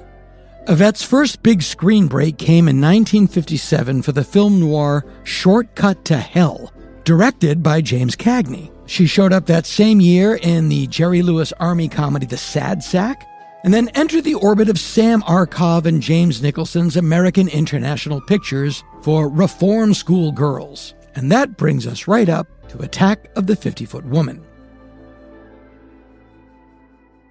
Now, it's important to note that Yvette does not play the aforementioned 50-foot woman. That, again, was played by Allison Hayes. Yvette plays the scheming hussy who is catting about with Allison Hayes' two-timing husband in the movie. And that says something interesting about the story of Attack of the 50-Foot Woman. The Incredible Shrinking Man tells the story of Scott Carey, a responsible American insurance agent who encounters a mysterious radioactive cloud while on a boating trip and begins to mysteriously shrink in size, eventually getting lost in his own basement, where things like his cat and ordinary spiders become life-threatening predators. It's a story of survival. The Amazing Colossal Man tells the story of Lieutenant Colonel Glenn Manning, who is accidentally exposed to a plutonium blast and begins growing. But the bigger he gets, the more he loses his sanity. It's a race against time to cure him or kill him before he becomes too big or too crazy to stop. It's a story of survival. In Attack of the 50-Foot Woman, Nancy Archer is a wealthy woman with a history of mental problems. So much so that her philandering husband is trying to get her recommitted to the insane asylum from which she was just released. That will allow him to continue gallivanting about with his scheming hussy of a mistress, Honey Parker, played by Yvette Vickers. When Nancy has an encounter with a glowing spaceship and the oversized alien that rides around inside it, everyone chalks it up to too many martinis and dismisses old crazy Nancy. And that is when Honey makes her play. Once she's in the booby hatch, throw the key away. That'll put you in the driver's seat. You'd make a wild driver, Harry. With $50 million. Poor old Nancy is thrown back into the booby hatch, but when she starts growing, she quite literally busts out of it. And that's when all heck breaks loose. Nancy, using her towering height and superhuman strength, goes to find her husband and give him an earful. It's not so much a story of survival as it is a domestic drama. Attack of the 50-foot woman, incredibly huge, with incredible desires for love and vengeance. According to Vickers, in a 1987 interview in Film Facts magazine, Attack of the 50-Foot Woman wasn't the greatest movie she'd ever done, but it was a much bigger part than what she was normally offered. The same could be said of the next film she made, also for AIP, Attack of the Giant Leeches. You'd think just an ordinary leech attack would be bad enough, but no, they gotta be giant. But she was working. By this time, Vickers had divorced jazzbo Don Prell. She remarried a guy named Leonard Burns, but Leonard, according to Vickers, had a habit of ending every argument by snapping, "You're not worthy of me." So that marriage ended quicker than the first one. Rolling the dice on boosting her career, Yvette appeared in Playboy magazine, which was unusual for a known actress at that time. Marilyn Monroe had been featured in the magazine's first issue, but the photos had been taken before she got famous, and they were bought by Playboy. Jane Russell also appeared in the magazine, but that's about it. This ended up providing an awkward moment for ex-husband Don Prell, who said, again in McEwen's Los Angeles magazine piece, "At the time, I was playing for the San Francisco Symphony, a very legit gig. And one night I go into the carpenter's room, and there's my ex-wife's naked picture up on the wall. I'm thinking, hey man, that's my ex-wife." Well, I guess you have to be prepared for that stuff when you're dealing with symphony people. Playboy to Broadway isn't a well-worn trajectory, but Yvette Vickers pulled it off. The actual play, The Gang's All Here, was a political potboiler about a corrupt president. Imagine. It didn't quite take off. Back in Hollywood, she got a big part in an A-list film, Paul Newman's HUD. But the part wasn't quite that big. This was sadly the pattern for the remainder of Yvette Vickers' active career. Through no fault of her own, the brass ring was always just out of reach. Oddly, for someone who liked portraying other people on screen, it was playing a stylized version of herself at conventions and autograph shows that provided Vickers income in her later years. The character of Yvette Vickers, retired movie star, that Yvette Vickers played, was a big, boisterous personality. She'd put on some weight. She reminded you of Shelley Winters, in physicality and in her manner. The reality was, as usual, a couple shades darker. Vickers never remarried and spent her final years in a small cottage in Benedict Canyon on West Wanda Drive. To combat the loneliness, she started drinking. So now you have an elderly woman living alone, often drunk. Predictably, she began to slowly lose touch with reality. She grew paranoid. She was convinced she was being followed, stalked. It is a slow, inevitable spiral that happens all too often. She had friends. Later in life, she befriended actress Carol Lindley of The Poseidon Adventure and of the aforementioned The Night Stalker. Lindley had also appeared in Playboy, and the two shared a sense of camaraderie. But over time, Yvette began answering the phone less and less.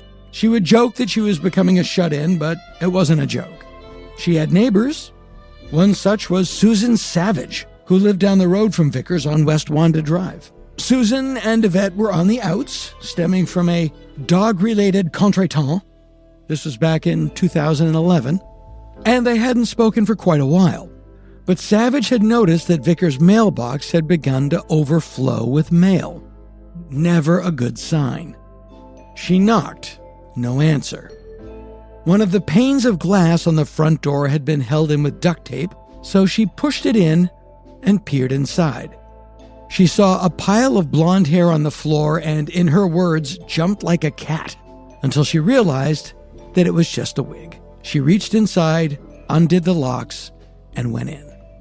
As described in Los Angeles magazine, The inside of Vickers' cottage was something of a hellscape. Clothes, garbage, liquor bottles everywhere. Ivy vines had made their way into the missing patches of wall and began snaking through the house. It wouldn't be too much of a problem for Savage. She would only be in the house for a few more minutes before she went running from it, screaming. She went upstairs, where her attention was drawn by a conspicuous pile of clothes on the floor. It took her several minutes before she realized that Yvette Vickers' remains were in the pile. The coroner's report listed the body as being in severe advanced decomposition/mummification. What was left weighed 56 pounds and would eventually reveal cardiovascular disease as the cause of death. But Yvette Vickers is, in a way, still alive, and that is the trade-off for all of those people who sacrificed their personal lives on the altar of their film careers. She gets to live on TV, on movie screens, in magazines, and in the minds of fans. In his excellent memoir On Writing, Stephen King writes about a crush he had on an actress when he was a kid. When I lay in bed at night under my eave, listening to the wind in the trees or the rats in the attic, it was not Debbie Reynolds as Tammy or Sandra Dee as Gidget that I dreamed of, but Yvette Vickers from Attack of the Giant Leeches. You know why? Because they weren't just any leeches. They were giant leeches. See? They gotta be special. That's how that works.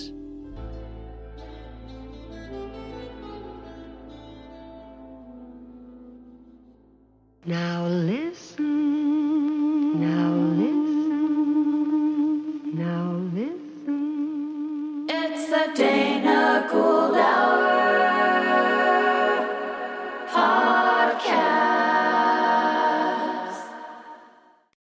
You know what's wild? Most people are still overpaying for car insurance just because it's a pain to switch. That's why there's Jerry. Jerry's the only app that compares rates from over 50 insurers in minutes and helps you switch fast with no spam calls or hidden fees. Drivers who save with Jerry could save over $1,300 a year. Before you renew your car insurance policy, do yourself a favor. Download the Jerry app or head to jerry.ai/Libsyn. That's JERRY.ai/LIBSYN. And now, on with the show.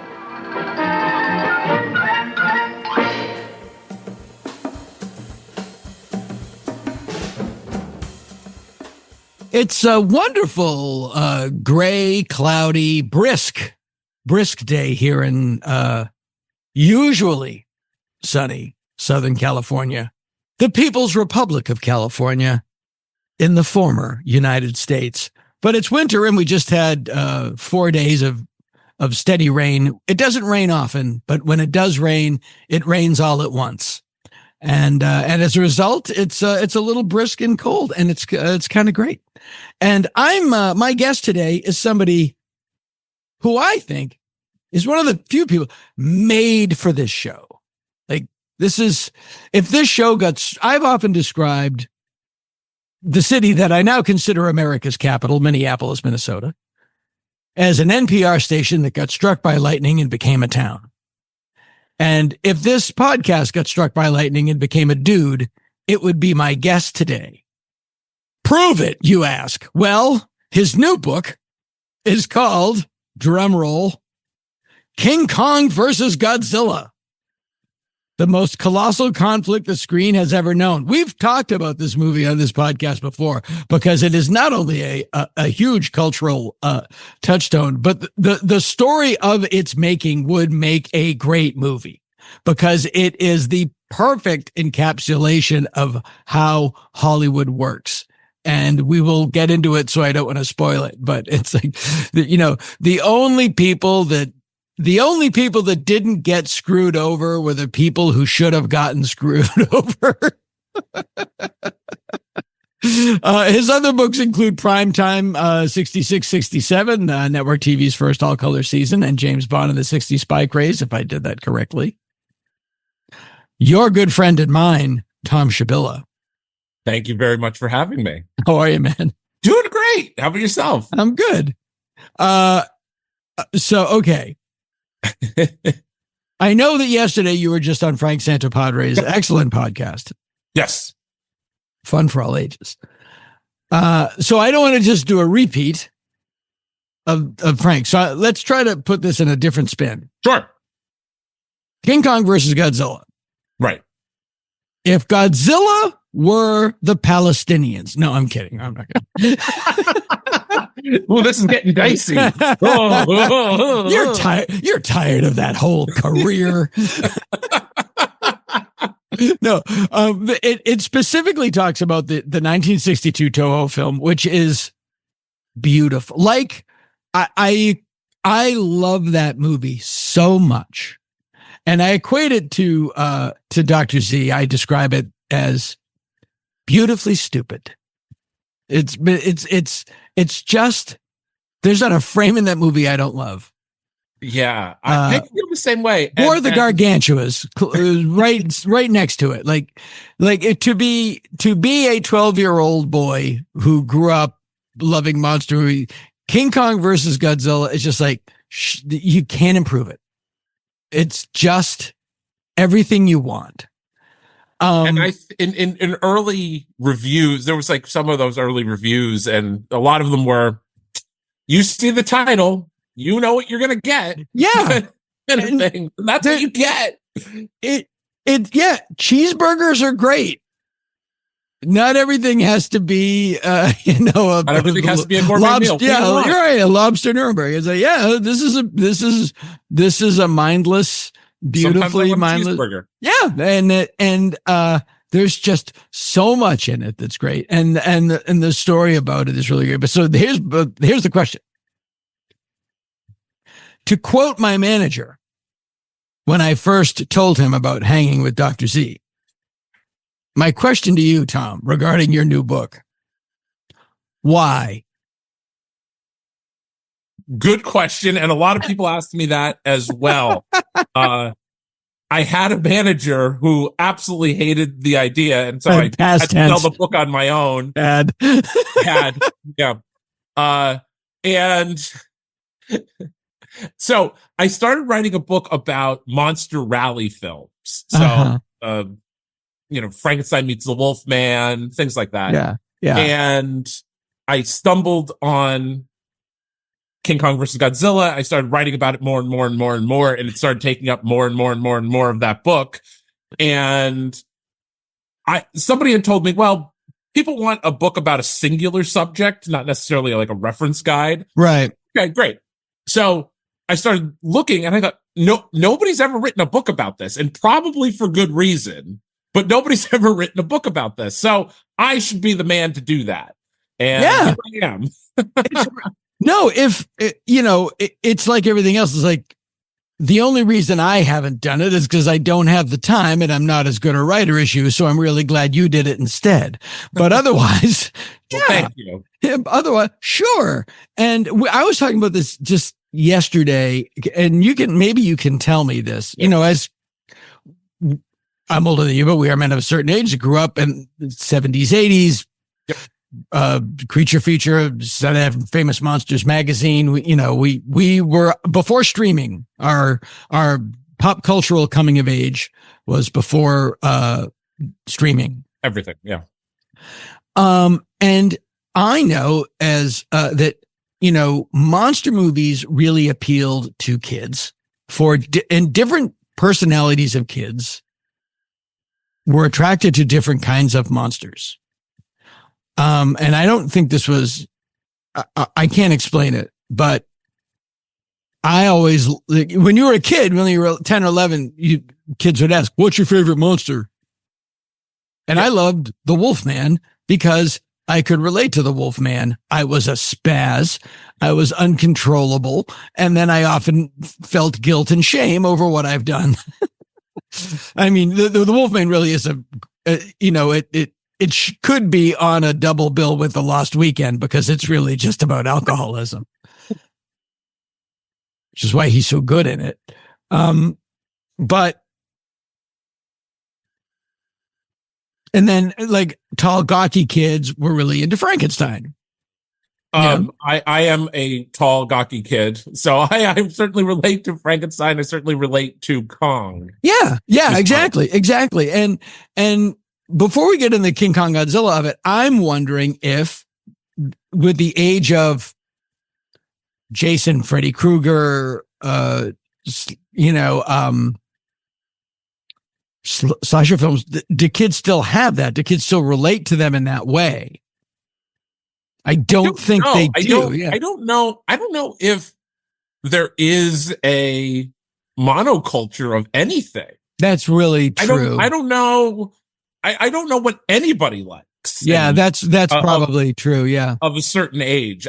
There's not one artist. There's not one song where you say, "Oh, do you like this?" And like, no, I don't. They like something that nobody's heard of. I shouldn't say nobody's heard of. There's a portion of the population that's heard of it, and it's the algorithm has pinpointed them, and that's all they like.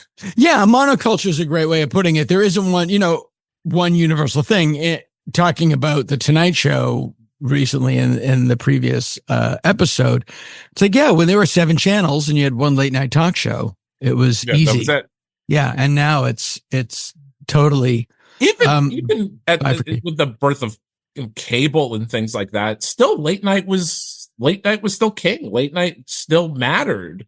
Even when you had because it dictated the national conversation. It sort of guided. That's the thing about Carson that we talked about previously, but he really did. He was the MC of 3 decades of pop culture. Right. That's no small achievement. And I think people, had everybody had a strong opinion, like Letterman, Leno, had that even again into the 90s and into the 2000s, people still had that strong opinion on it. Everything is maximized for maximum profit, and that's all drama, division, conflict. Turn it up to 11. Everything, and it's there's a reason that social media algorithms bring people that disagree with you into your feed. It's so you fight with them. And as long as you're fighting, you're on the platform. And as long as you're on the platform, they can say to advertisers, look, we've got this much engagement. We're going to charge you this much to advertise for Cool Whip. And it's not really healthy for the culture. Yeah. And that's why I'm not a very good American, because I don't necessarily think you have to make all the money. All the money, all the time. Oh, yeah. The only audience worth pursuing is everyone, always. Yeah. So I'm not a very good American, and we'll see where that goes.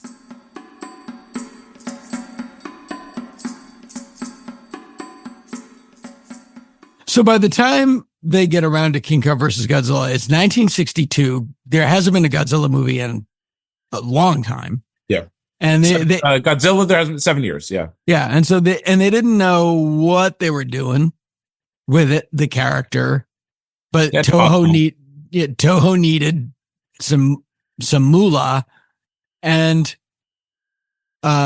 so kind of give us a little bit of from the King Kong versus Frankenstein. Yeah, sure. On, because the way this movie got made, and that's why I think the book is really beyond people that just like King Kong versus Godzilla, which is anybody listening to this podcast.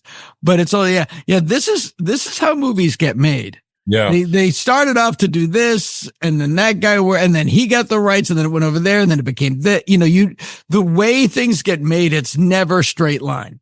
It's never a straight line. So King Kong and Godzilla, a little bit of backstory with that. So they've started playing together on drive-in bills. So it's King Kong, Godzilla. Sometimes Mighty Joe Young was tossed in there. Sometimes it was Rodan actually was also tossed in there in that drive-in bill. So it started playing, the inexplicable Mothra. He's coming for your sweaters.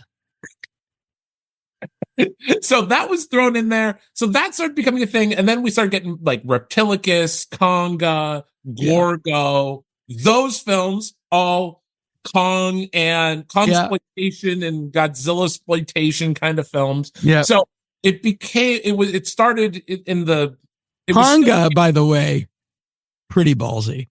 Conga? Yeah, just the title. It's like if in 1976 she made Jawser.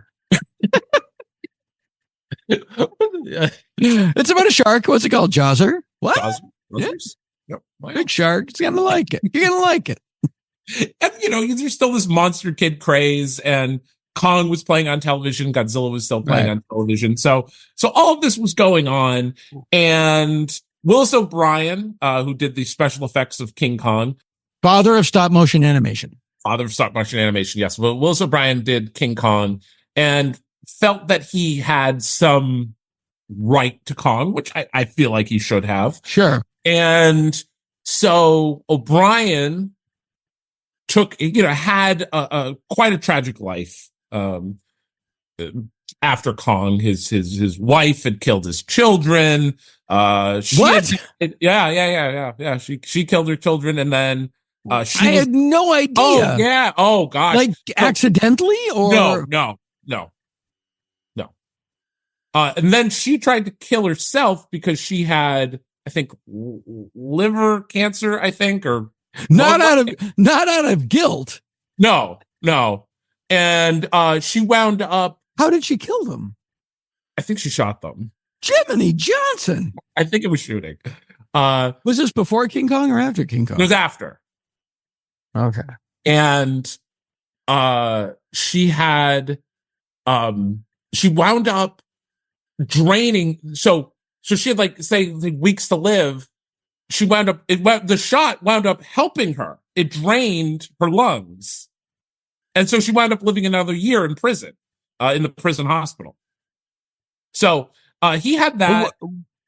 What shot drained her? Oh, she killed her. She tried shooting herself. Oh, okay. She tried to shoot herself in the chest. Yeah, and it wound up. And inadvertently saved her own life. Yeah, saved her life. Yeah. She's like the anti-Job. It's like... Yeah, exactly. That is bananas. Bananas story. He was pressed into service during the war, so he wasn't really making anything then. He was obviously after his estranged wife had done this, was incredibly depressed. I don't know how one would go on. Right. So, he was rough. It was really rough. Yeah. It was very understandable. Yeah, it was a hard life between 1933 and the 60s. But then he got back on the train, started working on some things. He did paintings. He did special effects for another number of movies, some Black Scorpion, things like that. And so, again, wanted to bring back Kong. This was his baby. This was his big project in life. So he went to a guy, John Beck, who was a producer. He did Harvey. Sure. That would be his big claim to fame at the moment. And so, complete off story. My grade school took me to see Harvey with Jason Miller. As a play. Yes, as the play. And Jason Miller, the actor who played the priest in The Exorcist. Yes. So maybe she wasn't That's forever burned in my head. I don't know why. What a bizarre... It is bizarre. I thought it was one of those things. I thought it was a fever dream. I thought I dreamt it, and I started. I've had two. Oh wow, that happened. Yeah. I have had two instances in my life that I have to remind myself happened. What are those? One was, it was okay. I'll just tell them. I've never done anything. I don't drink. I don't take drugs. It's not a moral thing. I'm crazy. And I think that wherever I am, that's the rest of my life. If I'm in an elevator, that's where I'm going to die. Every time the doors open, it's a miracle. And I know, like, I got drunk once in high school and I threw up and I'm like, I'm good. I don't know. It's not my thing. Because to me, if I lose control of my faculties, I'll just think, well, this is it. The rest of my life. My life's over. I'm never going to be able to do anything again. And so drugs, I couldn't do it. I don't want to have that experience. I'm the same way. I've never drank. So yeah, no judgment. I watched an episode of Dragnet once, and that was it. That'll do it. So the 80s comedy scene in Boston was drowning in drugs. I mean, I've seen more drugs done than the Eagles roadie.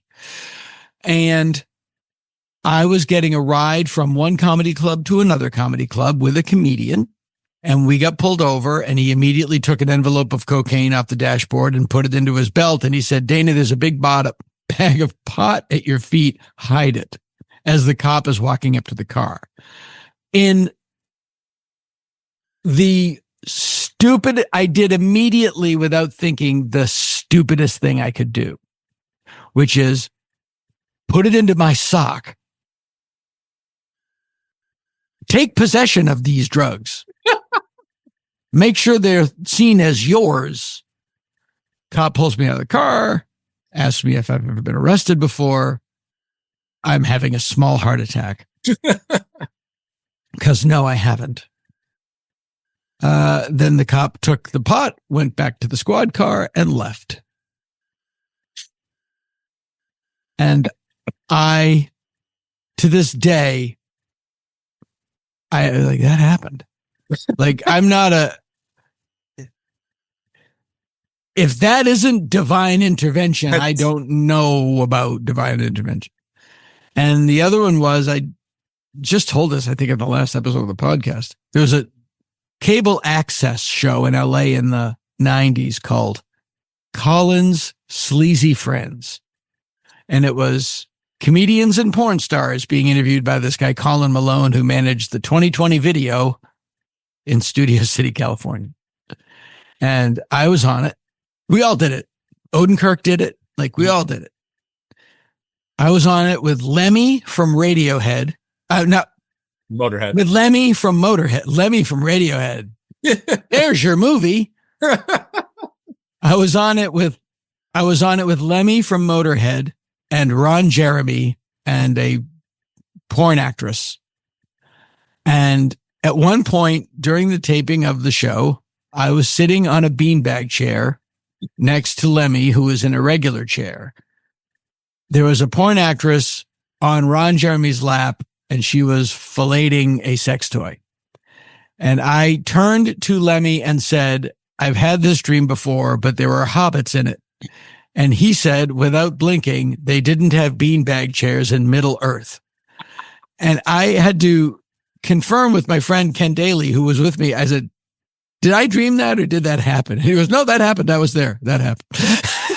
That's great. It's like, okay, just making sure, because it seems like a fever dream to me.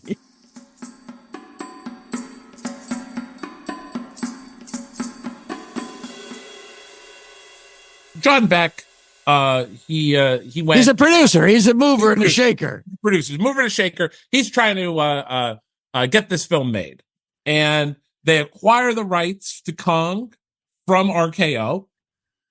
And they attach writer George Worthing Yates to it, who wrote It Came From Beneath the Sea. So he had some experience with writing giant monster movies. Was RKO still RKO? Or RKO was... No, it was more of a holding company at that point. Okay. And it's interesting to note the stages that RKO shot on were bought, I believe, by Paramount or Desilu. Mm-hmm. Lucy and Desi's company. And they literally found Willis O'Brien's dinosaurs and the King Kong armature under a stage in a box. Yeah. And that's how those things were discovered. Does somebody want them or should we just chuck them? And there's literally a Desi Arnaz tour of their stages, and he picks up this thing and he goes, "Here's King Kong," or I think it was Mighty Joe Young, and he goes, "There's Mighty Joe Young," and he holds it up, and Wow. Yeah, it's crazy. But yeah, RKO was, at that point it was more of a holding company. Just it was a library. Right. It was like MGM is now. Yeah, they weren't making any films. Right. So they acquired the rights again. George Worthing Yates, they got to write it. Nathan Jurin got to direct. Again, he was attached to the project. 20 Million Miles to Earth. He did Deadly Mantis, Attack of the 50-Foot Woman. All pros. Yeah. So I would assume that they were looking at like Columbia, maybe Warner for the project, just based on those guys. Right, but this isn't for a remake. This is to do like another movie. Make a movie. So their idea was King Kong versus Frankenstein. Right. Again, it would have to be a bigger Frankenstein, or it's a it doesn't work. Grotesquely unfair Frankenstein fight. Doesn't work. So it was Carl Dennon, and he's much older, and he gets Kong. Kong, I think, survives somehow. Sure, I'll explain it. And Dr. Frankenstein. The first scene is Kong getting up, going, "My back." That was a fall. Ugh. Yeah. Oh. Feeling is okay. Nothing's broken. Okay. And Dr. Frankenstein's grandson, or something like that, revives his grandfather's experiments and creates a giant monster out of either dead animals or dead people. Okay. And they are going to be in the circus in San Francisco. And Frankenstein is going to go, Frankenstein is going to go nuts, and Kong is going to have to stop him. And they both fall into the bay, and we never see them again. I want to see that movie. Yeah. I really want to see that movie. And it sort of became Frankenstein Conquers the World and War of the Gargantuas a little bit. There's parts of it. Yeah. And then it later became, they would call it, they weren't sure of the rights to the name Frankenstein, so it became King Kong versus Prometheus. Right. Oh, hang on. I always like to note this. The last woman has stopped listening. Okay, go ahead. Right here, right now. Good. Okay. So, in disgust, I might add. So, Willis O'Brien is working on stuff like It's a Mad World. He's doing the setups for the miniatures. Oh yeah, that's right. There is the crane and all that crane stuff. Sequence, yeah. And Beck then, behind Willis O'Brien's back, takes the project to Toho, who loves the project. Right. Now, why does he do? Did he do that because it wasn't going anywhere? I don't think it was going anywhere, and I think he could just kind of do it and nobody would know.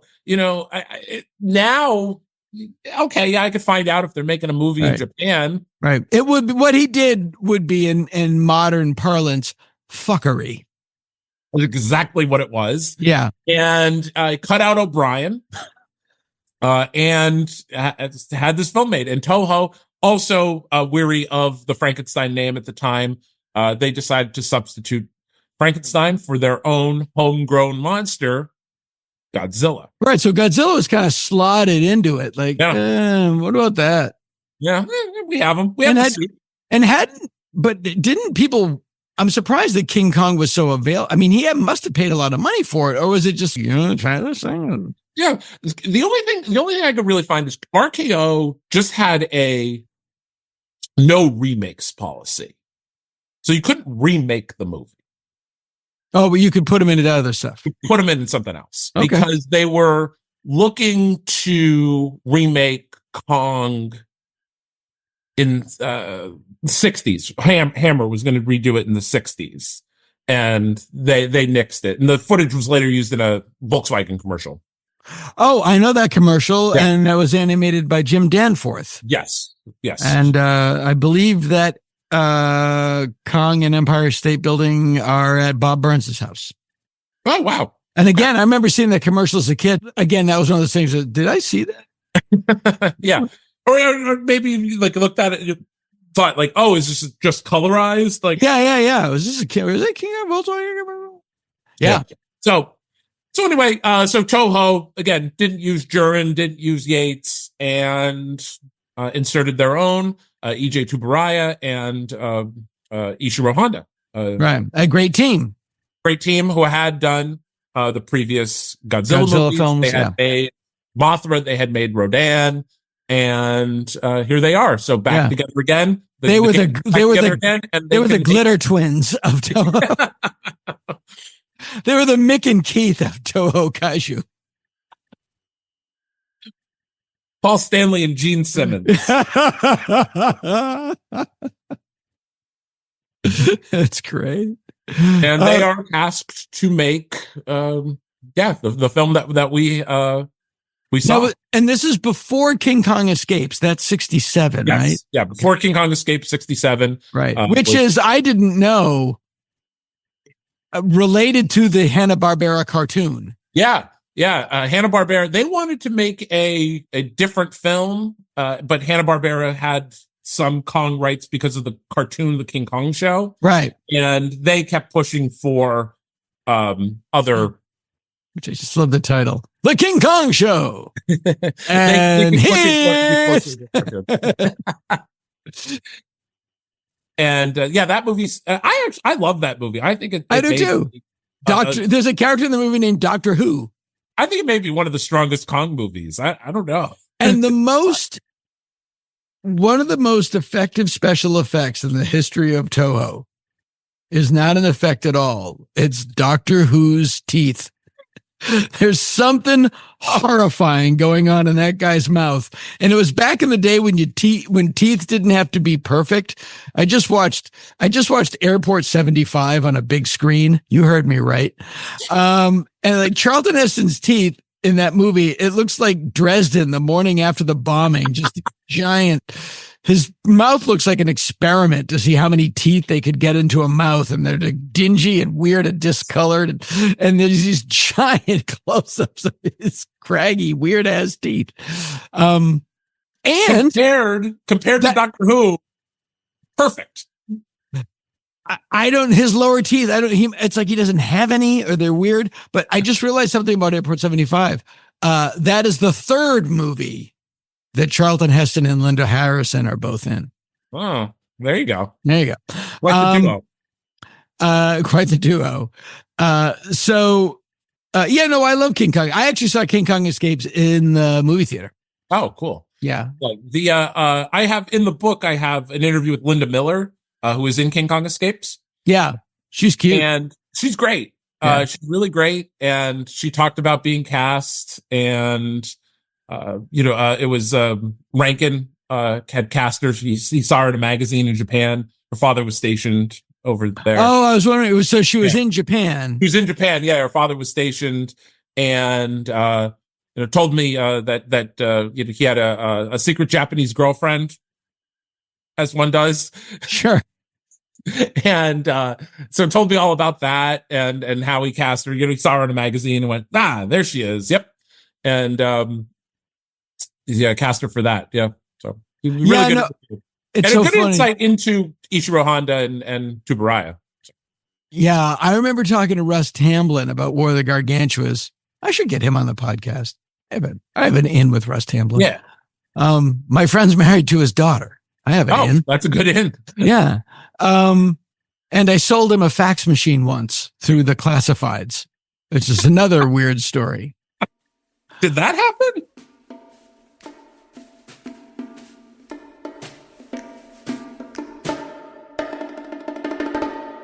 In the 90s, there was a thing in LA called what was it called? The Recycler. There was a newspaper called The Recycler, and it was Craigslist, but printed. Yeah. And I had a fax machine, and I put it in the recycler. A guy called me up, said, "Yeah, I'll buy your fax machine." I said, "Great, where are you?" I'll just drive out. I'll give it to you. I'll bring it out. What's your name? Russ. Okay, Russ. I go out there, and I was a Twin Peaks maniac.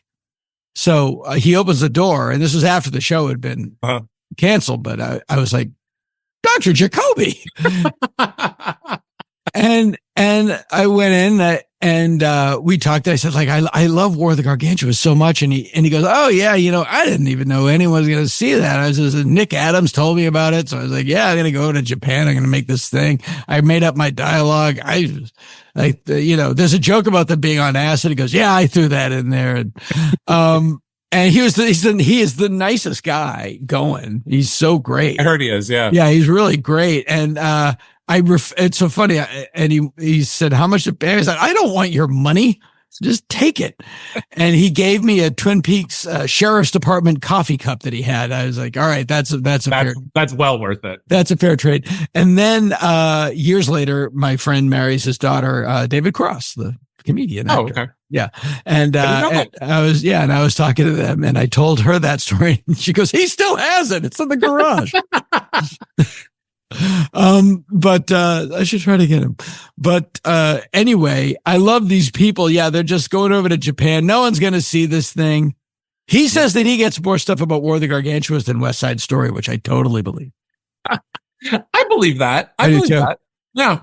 Yeah. There's more crazed monster fans than And that movie has a weird Brad Pitt and Tim Burton have both in separate interviews talked about how much they love that movie. There is something about that movie that's greater than the sum of its parts. Yeah. Brad Pitt, or is it? Yeah. Yeah, Brad Pitt. Yeah. It's a movie that should be how it should be made, or And I think in motion and Kill Bill Volume 1, when he was directing Uma Thurman and Daryl Hannah in that fight, he kept going, it's like War of the Gargantuas, and they didn't know what he was talking about. He kept going, it's like War of the Gargantuas. What? I'm a girl. I'm a pretty girl. I don't know these things. I've never had to. So funny. Okay, so John Beck completely fucks over Willis O'Brien. Yep. He can't be happy. No. So we now know it's not the worst thing that ever happened to him. But it's insult to injury by definition. Yes. So he's upset that it was men in suits. Yeah. And B, that it was sold from under him. Right. And they didn't want it to be men in suits, but there's no other way they could do it. No, that was even in Godzilla. Like IG Subaraya wanted to do stop motion, and they were like, not on this budget. Okay. Yeah, there are two stop motion scenes in the film. There's the yes, there are. Scene, and then the octopus scene. Oh, is that stop motion? There's a stop motion a tentacle. Okay, got it. Yeah, the octopus itself is a real octopus that apparently Subaraya ate. Yes.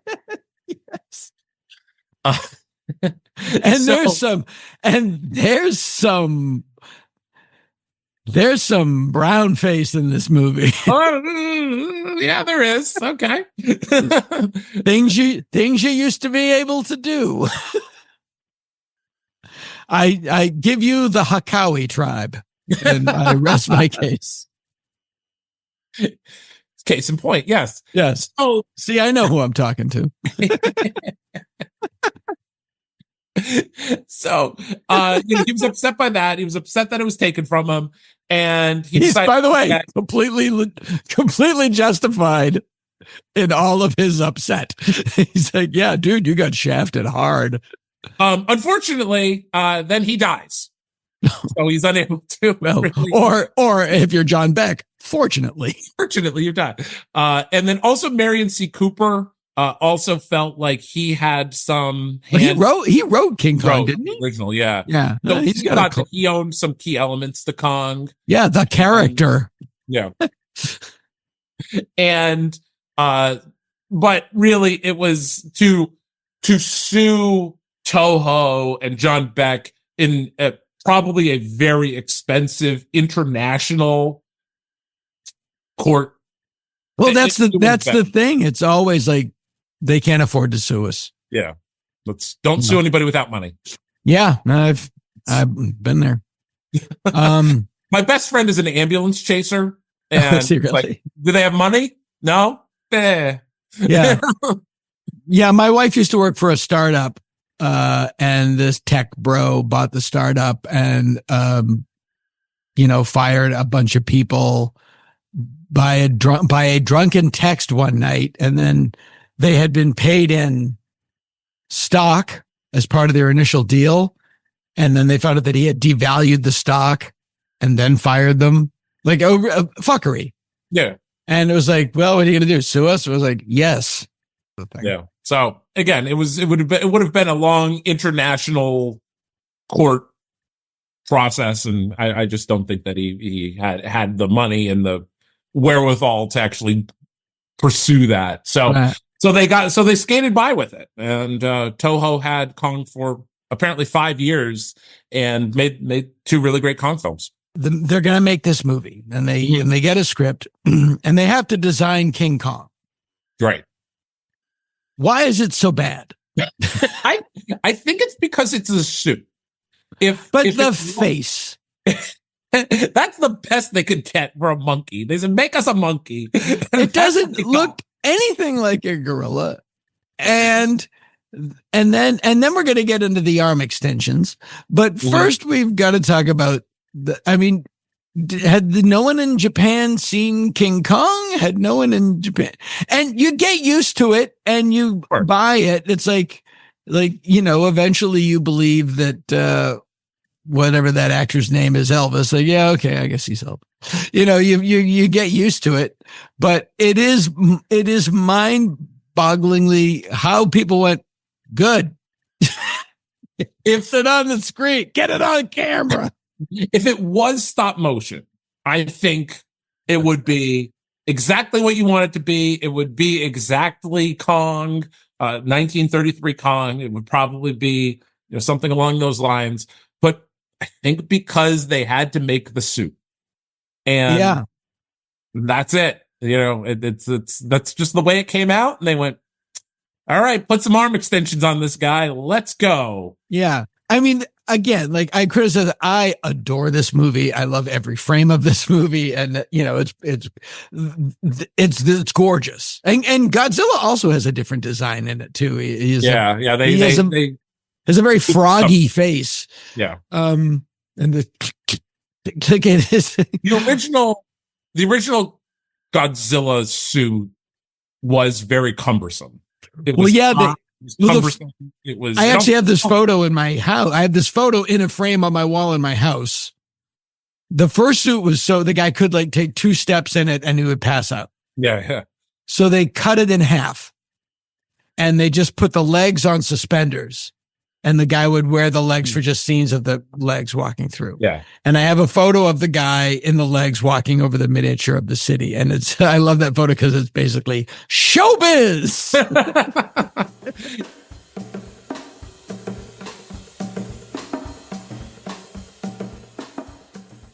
That's something that you don't really appreciate.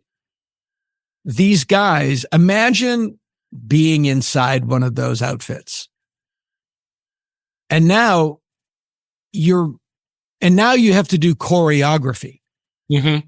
You have to do fight choreography and be a character as you do fight choreography.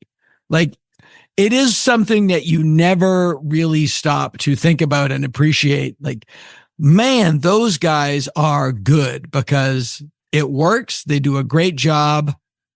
And I totally can't imagine how hard it must have been. War of the Gargantuas, they not only are in those horrible suits, and the choreography is great, and they're very different in the way they move. Mm-hmm. Like those, I'm always amazed by that. I was different style of fight, yeah, and just the way people move in Indiana Jones and the Dial of Destiny, the guy that when they de-aged him, that's not his body. It's his movement double. Mm-hmm. But this guy walks the way Harrison Ford, because Harrison Ford doesn't walk the way he did in 1980. Right. Yeah. Right. A little bit more spry in 1982. Yeah. So this guy does. And it's even, when I was in Alaska, Indiana Jones, they did them all in a row. So I was like, well, I can do this today. And River Phoenix runs like Harrison Ford when he's playing young Indiana Jones. That's like a talent that I don't have. It's like, Oh, yeah, this is good. He always does weird things with his hands. He's so it's a really underappreciated skill. Sure. That these guys have. They wanted to emulate pro wrestling. And like sumo wrestling? No, like pro wrestling, professional wrestling. Do they have that in Japan? Yes. Or do they just know it was very popular at the time in Japan. And obviously into the television age, it started becoming more and more popular. So that was partially the inspiration of things, of how they would fight. So I presume that they were probably watching it on TV and said, oh, well, okay, we could take this, we could take that. That's something we could presumably do. Wow. That's off the table, right. So hence the drop kicks, hence the showboating, things like that. Yeah, I guess lizards don't really do drop kicks. I'm not around enough lizards. Yeah. And is this the third Godzilla movie? Third Godzilla movie, third Kong. Okay, because then that became such a part of his character. Like you get into Monster Zero and he's doing Irish jigs. He's doing the dance. He's in a smog monster. He's flying on his tail. Yeah. That is all right. That is the Moonraker of.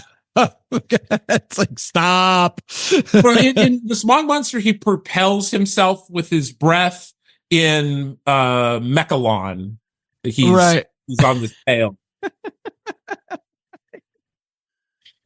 Plus, it was. I love it. Kitchen sink. They're going all in. So, and this movie's a big hit. And this movie's a hit. Huge hit.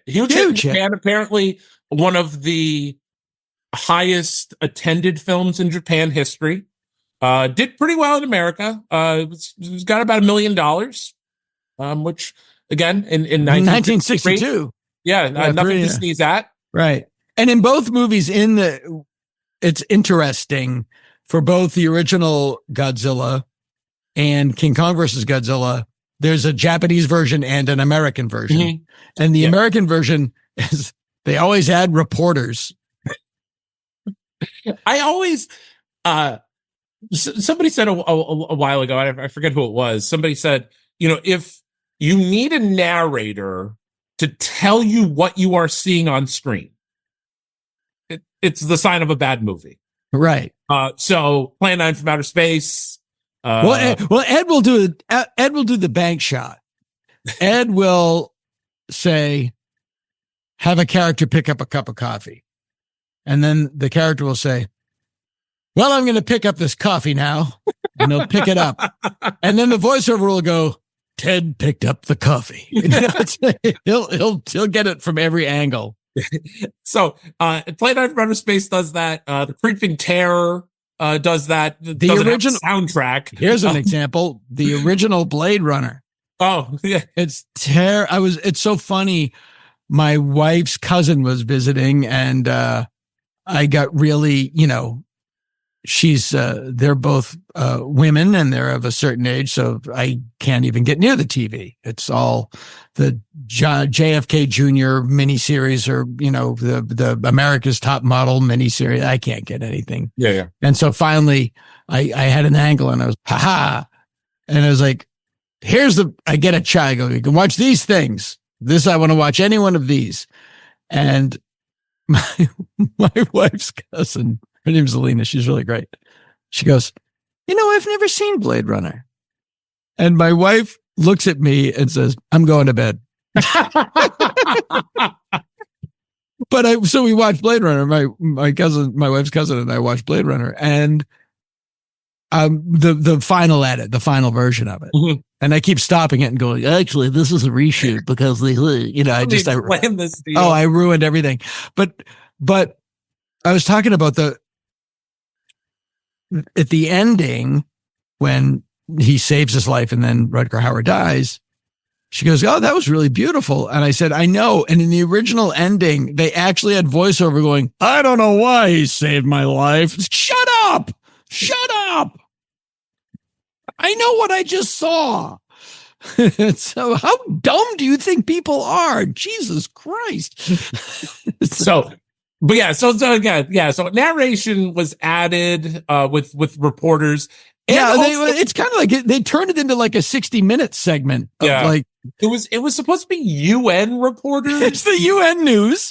Yeah. And it has one of my favorite scientific observations is that Godzilla is a lizard and electricity hurts him. Kong is a mammal and electricity makes him stronger. I'm sorry, what? Kind of throw that in. If there was ever a do not try this at home. So, and then they also they retcon everything. The berry juice. The berry juice, number one, for Kong. They explain all that Kong needs this berry juice on the island. As one does. And they also get rid of all of the past Godzilla history. So at the end of Godzilla Raids Again, he gets trapped in ice. So these planes shoot down all the ice. They trap Godzilla. And that's the end of the film. In the beginning of King Kong versus Godzilla, he breaks free from his ice prison. And it's great. And it's an awesome scene. There's a UN submarine, and it's so great. It looks so cool. Mm-hmm. It's a really cool scene. But if you listen to the UN commentators, they say, well, clearly he's been trapped in this ice for 10,000 years, and they never heard of Kong. They don't care. And all of a sudden, so they eliminate all this Godzilla history. They eliminate all this King Kong history because in this universe, I suppose Kong never I'm sure if Godzilla versus Kong has a third movie, the new Warner Brothers franchise, it will be the Board of Peace news because the UN is kind of the old thing.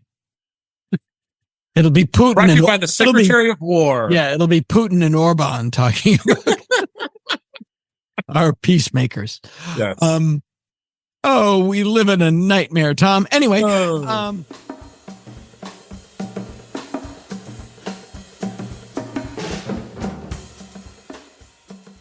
they do. They have the UN news, and the guy. It's just that great. It's 1962, and everybody looks like Don Draper, and and it's just like that beautiful mid-century. It's just wow, that's where I want to live. That's so perfect.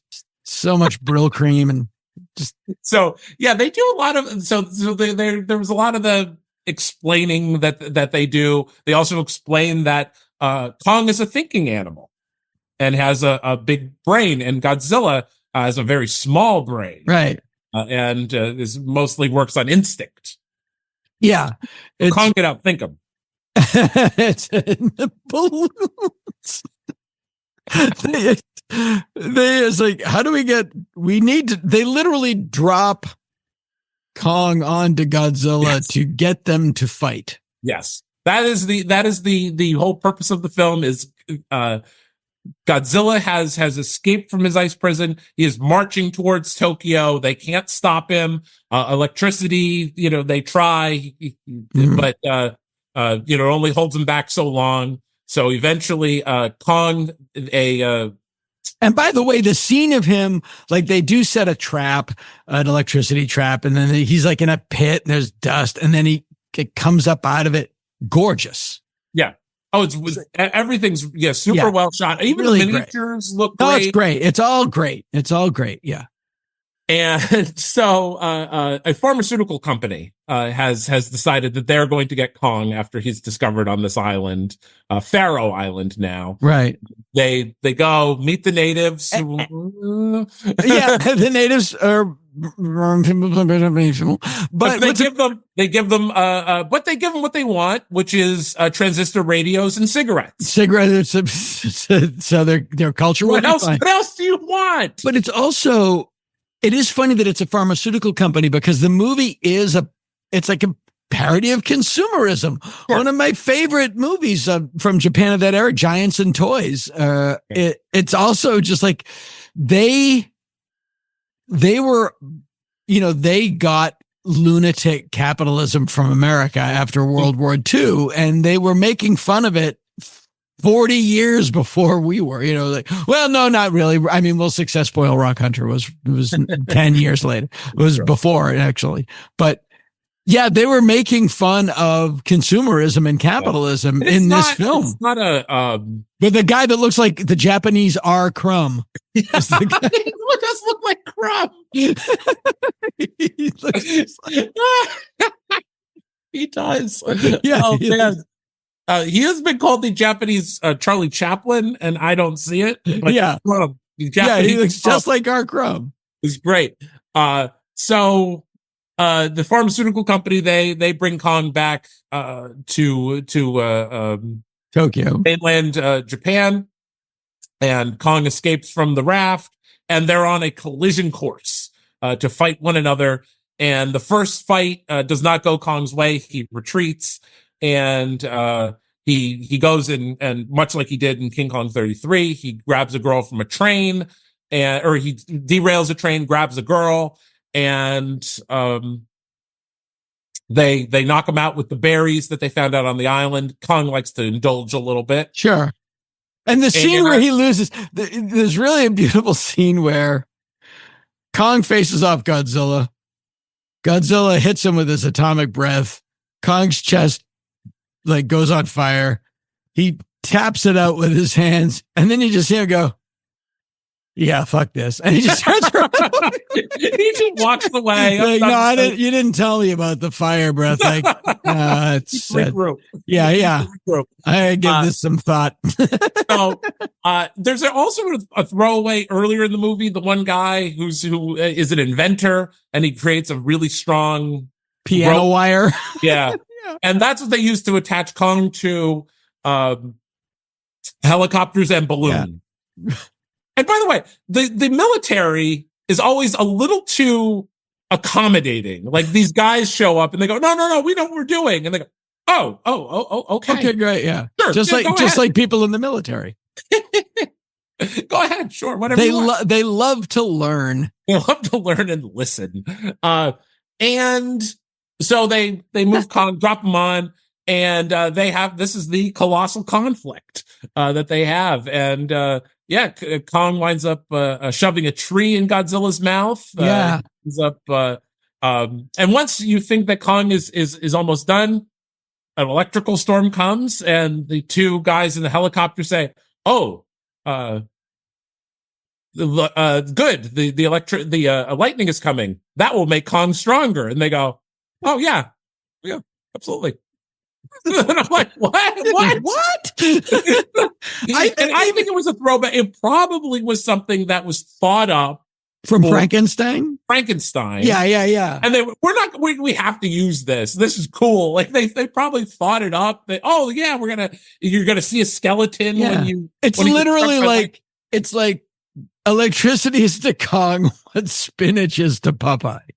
And he just pops right up, which was the original tagline of the film. He pops right up, and both fall into the ocean, and this is where we get our dual ending rumor, urban legend. Right, urban legend, yeah. I remember, seeing this film when I was little, and again, you only saw the American version in the States until fairly recently. And I remember everybody heard about it. Everybody knew this, urban legend. And I remember thinking, oh, I wonder what version I have. Of course, what version do I have? Yeah. But in the Japanese version, you do hear both monsters roar. In the American version, you do hear only Kong's roar. Again, and Kong again, like a gorilla, swims away. Swims back to his island. You know how gorillas are expert swimmers. You just get enough electricity in them. Exactly. He's supercharged. What do you want? You know how electricity and water go together. And so we got that dual ending. And the dual ending can be traced back to Forey Ackerman. Yeah. In Spacemen magazine, later republished in FM, later republished in the Crestwood House books. And then just kind of made it to every schoolyard in schoolyard in America for the next 40 years. Yep. It's so funny. You think about all those things that all came from FM. And one of them was, I think this was the Wolfman.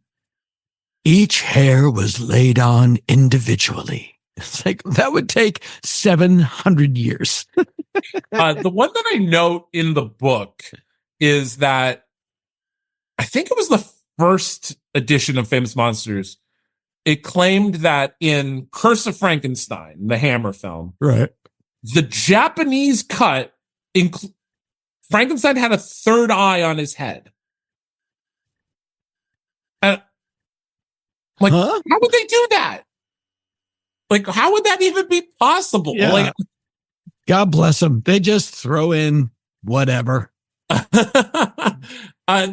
It was really bizarre. It was one of those things that not a third eye. He had a second set of eyes. And in England, he was cycloptic. Oh. So they made, as they are, 3 cuts of the film. It wouldn't make any sense. Wow. Yeah, that's what one episode, one edition of FM stated. And Forey also claimed to have been on the set of King Kong versus Godzilla. I printed the legend. I asked some guys that knew him, and they said, "Oh yeah, he was there." And I went, "Oh, okay, sure." Hey. But here's the one thing that is weird, and I think it's the reason that this other film is my favorite of this series. King Kong versus Godzilla does share some cast with You Only Live Twice. Yeah, You Only Live Twice. Yeah, there was a because that was shot, I believe, part of it was shot at Toho. Yes, yeah, because they had the working relationship with Toho for that. So yeah, a lot of the same character actors you find in You Only Live Twice, you find in King Kong vs. Godzilla. A lot of those, and it's kind of it is a sci-fi action. Yeah, absolutely. And again, and that's the studio that you would go to, and I think it's really cool that those two franchises that are the longest running franchises of film, Godzilla and James Bond, they do share sort of a common history. You Only Live Twice does. I think it also thanks Toho for everything too. Thanks them for. And again, I love that movie because of how it looks. Yeah, cool. And it's really it's the last 60s film that looks, it's before 60. It was literally 68 was when, and I remember I was only 4, but I absolutely remember these commercials.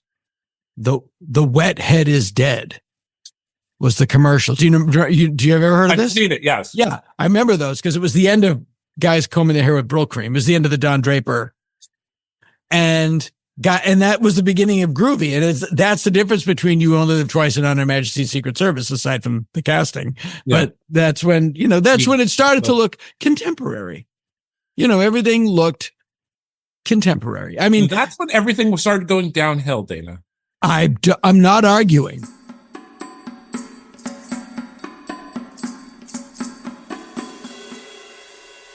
But it literally is the world of You Only Live Twice. And then 2 years later, it's Once Upon a Time in Hollywood, where it's just the earliest stages of modern contemporary look, the hair. And I just love that, where you go on a plane, you got to put on a suit. You're flying on an airplane. Yeah. I kind of love that. I love that look. And just even the color, the color is so bright and so sharp and so beautiful. They're just a joy to watch. Now I've seen the Japanese version of, War of the Gargantuas, King Kong versus Godzilla, and, the original. Right. And I prefer the Japanese version of the original and the American versions of the other two. As cheesy as they are, That's why I like them agree. more. I agree. Yeah. Yes. Yeah, I 1,000% agree. And maybe the don't get me wrong, I love me some Perry Mason. maybe I'm just so used to the other two, and yeah, I think it's a comfort era. Yeah. Whereas Godzilla, Perry Mason being in it is he kind of eats the scenery a little bit, and they try to insert him into the movie, which does work. Yeah, in some if you way. If you don't know he's been inserted into the movie, you just think, oh, this Japanese really like Raymond Burr. Yeah, which is a much better movie than Varen the Unbelievable. Do you ever see that? I know of it, but I don't think I've ever seen it. You could put it on at 2 p.m, fully caffeinated, fully awake. You got the best night's sleep you ever got the night before. You will fall asleep. You don't watch it. Don't watch it while walking on a treadmill, because you will fall over and hit your. Is that the movie that stars Godzilla but not as Godzilla? It's a similar monster. Okay. He has wings, bat wings under his his bat wings under his arms. Is it Japanese? Yes. Okay. It was Honda and everybody. Oh wow. It was a Toho film, but the American cut especially is such a slog. It's not even fun to watch. It's you want to almost fast forward. Just get to the monster, okay? You know? Yeah. And that monster briefly appears in Destroy All Monsters. Okay. Which is now you get into your monster rallies. Yeah. Now, what do you think of the current Kong Godzilla movies? I like the current Godzilla movie. The Toho films. Oh, minus one. I can't wait for -0. Yeah, no, I think Godzilla -1 is the best Godzilla movie. Certainly on par with Gojira. I mean, it's so much better than it has any right to be. Yeah, it's incredible. It's incredible. And I'm watching, I'm like, how did this happen? This is miraculous. And they made it a period piece, which I absolutely love, which again, everything about it is right. I think that they should do for James Bond. Good luck. So they did that. They did the new King Kong versus Godzilla films, Godzilla X Kong and things like that. I could take them or leave them. I will say this. It's funny that because I saw them. Yeah. And I'm like, so now Kong has a magic hand. Yeah. But they're as ridiculous as the original. Sure. It's not like the girl who's mind melds with Kong. Yeah. It's like, it's not I liked Skull Island a lot. I like Skull Island's great. I don't see why they keep making them bigger. That doesn't help you. It just, it's like, why does he have to be the size of 4 Empire State Buildings? It doesn't make it more appealing. Oh, you got to see him. He's 400 feet taller than he used to be. I don't care. If he's as big as a house, that's all I want. I'll never, but it's just this mentality of it's got to be bigger, better. Yeah. We have the intellectual property. We're going to make them bigger. Yeah. Well, it's like the Meg. It's better. It's bigger than Jaws. It's big enough to eat me. That's all I need. Those films I could take or leave. But it's a band like the Beatles, but their guitars are bigger. You're going to love them. You can't. I don't know. I'm just a sucker for as any podcast guest on this show would be.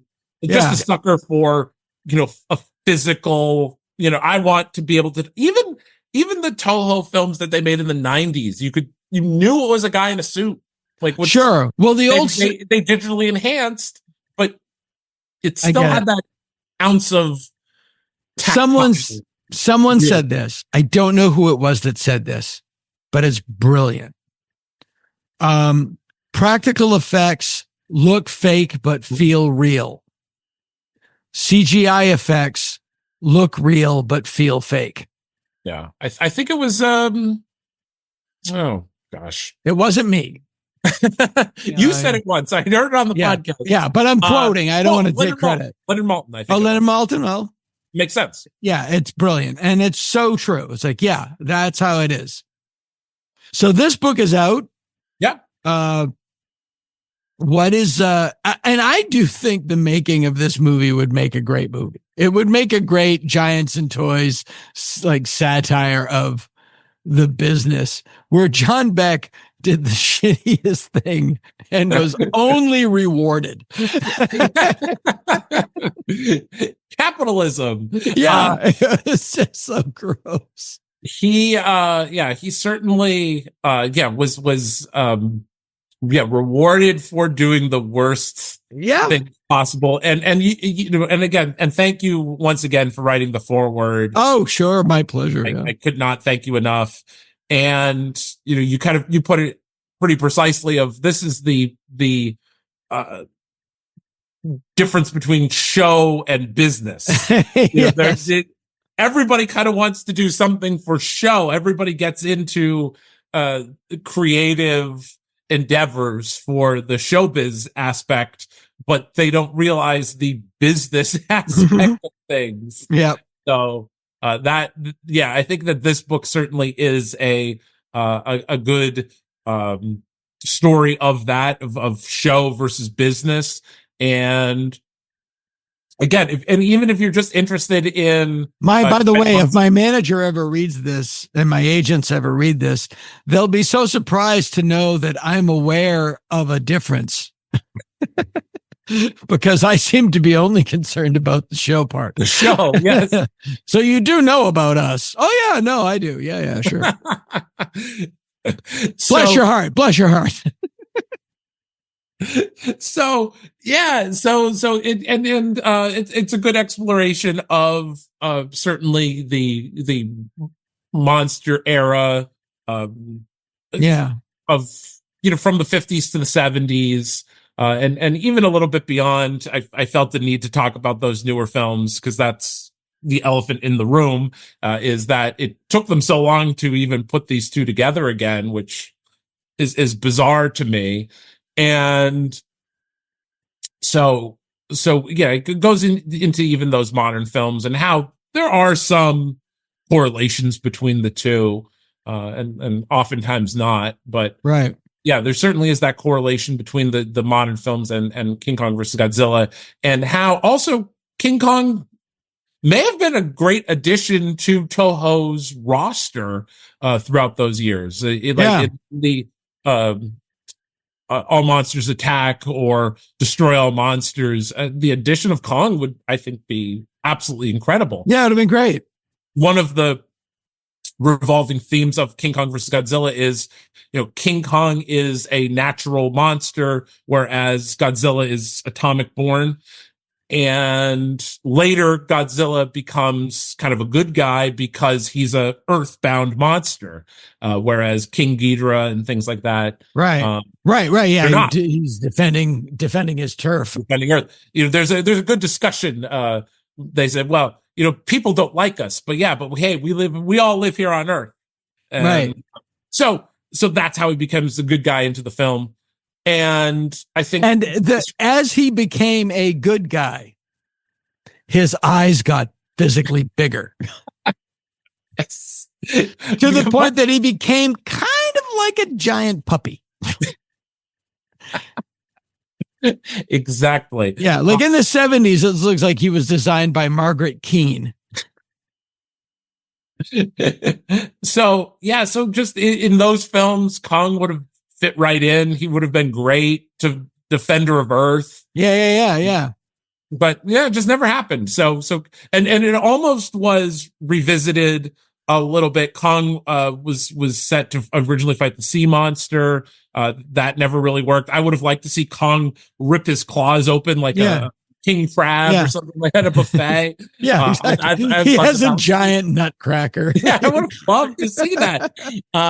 So he was thought to be there. There was a sequel planned where Kong imprinted on a child that he saved from a plane crash, and and this time they had to revive Godzilla to fight Kong. That movie never happened, obviously. In the fabled Batman versus Godzilla, which would have come out in 1967. I know nothing of this. Oh, really?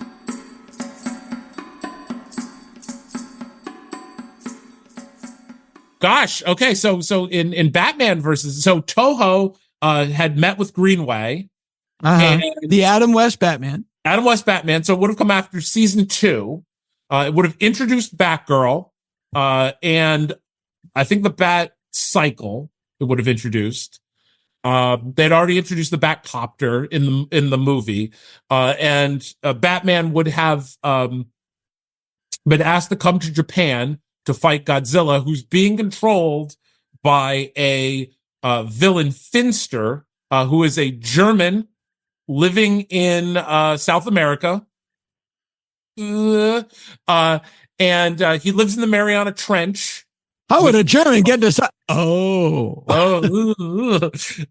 lives in the Mariana Trench with Godzilla. He controls the weather as well, because we can't just have one thing going. Right.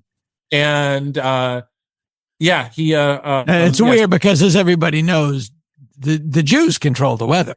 Why would they give that to a German? I don't know where they got that. So my next guest is Earl Faubus. He's a local. To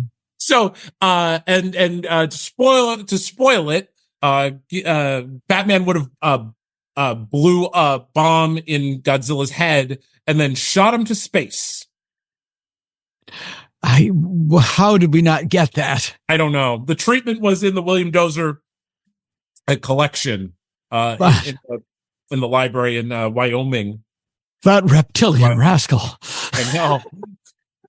And so presumably would have come out. You prehistoric purveyor of pandemonium. That would be gold.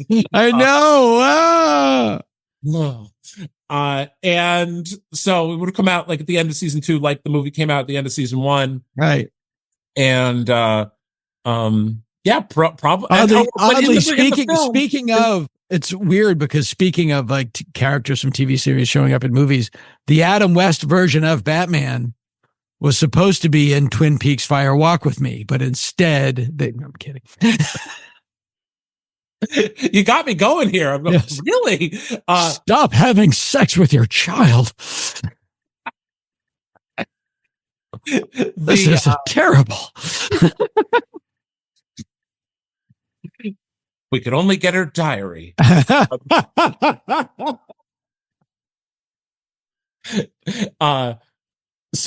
do you say old chum backwards?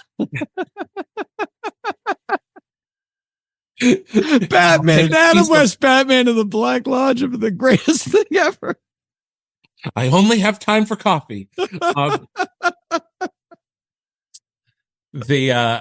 have to pass this coffee recipe on to Alfred. Crime fighter's delight having this donut. But anyway, they would have watched the footage of King Kong versus Godzilla. Batman studied that footage to help fight Godzilla. Oh my God. So that was in the treatment of the film. So see, this is where I do think, well, AI could make this movie. maybe there's we a comic book floating around. Maybe we could use AI for just this, and then we'll turn it off. They did use a pretty good one to recreate the Tom Cruise bread. Did they do that? The stills, it looked good to me. I don't know. I haven't seen that yet. Yeah, I'll send it to you. Yeah, I mean, I gotta say, I don't mind like the Elvis movies. They do a lot of Elvis movies and stuff, but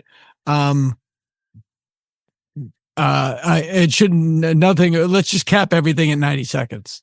Yeah, it can't do anything. Speaking of Elvis, I am showing King Kong versus Godzilla with the Mahoning Drive-In, and it's When? So it's March 28th.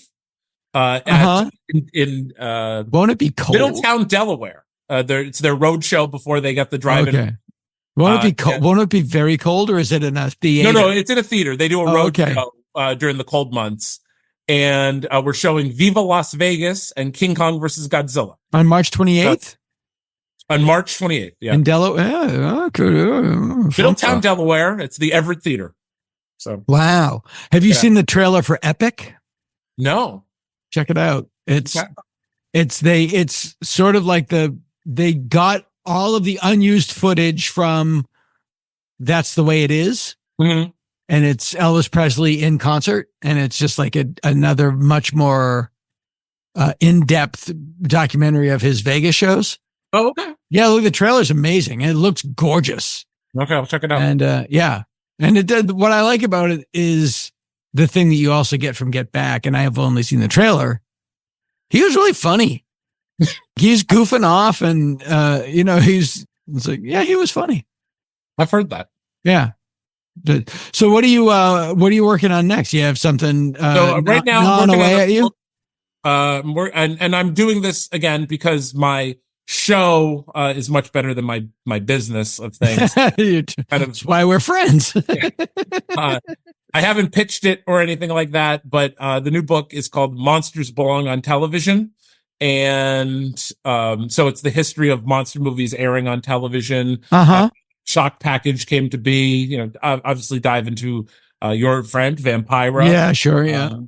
And I don't want it to be necessarily about horror hosts. Yeah, there's a lot of that. There's a lot of that, and there's a lot of books on that. But I want to focus more on the packages and premieres of things, and just the story of how horror films got to television. So it's a pretty comprehensive history from the inception of television to the VHS era. Yeah. And because they were on television, they stayed in the zeitgeist long after they should not have. Like, there were Frankenstein and Wolfman sketches on Laugh-In. Yeah. And, it's like, it's really, they occupy a seat at the 20th century pop cultural table. Yeah. So that's what I want to talk about. I want to talk about those films and a little bit into shows and things like that. But again, I'm mainly focusing on the movies themselves. Yeah.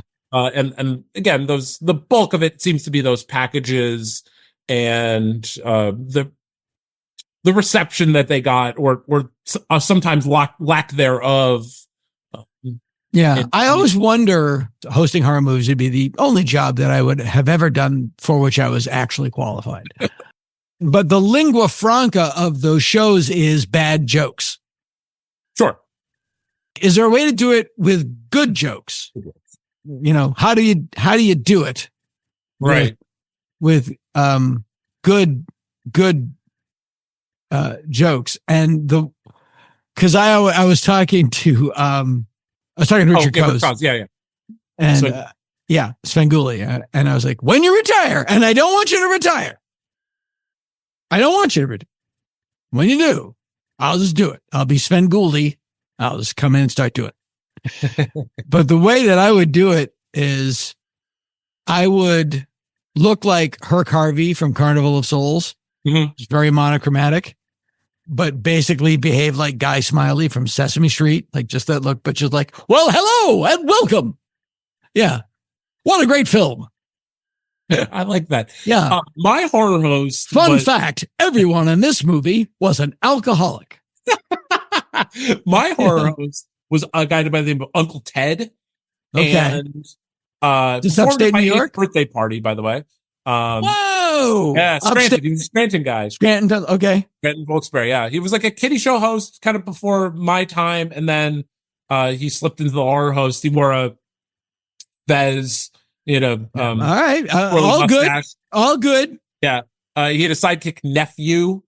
Sure. And actually inadvertently gave Bill O'Reilly his first job in show business. He was a writer on the show. Wow. Yeah. And it's important to remember that Bill O'Reilly has never stopped being in show business. That's true. Show business. He gave him his first role. He gave him his first job. He was working for the news station, then he became an anchor, and then he became a news director there. And then he went on to do stuff. But he was a local ABC affiliate. But Uncle Ted wanted to do good magic on his show, but he was a bad magician. And it wasn't shtick. It was not shtick at all. It was like, all right, we're going to do this. It didn't work.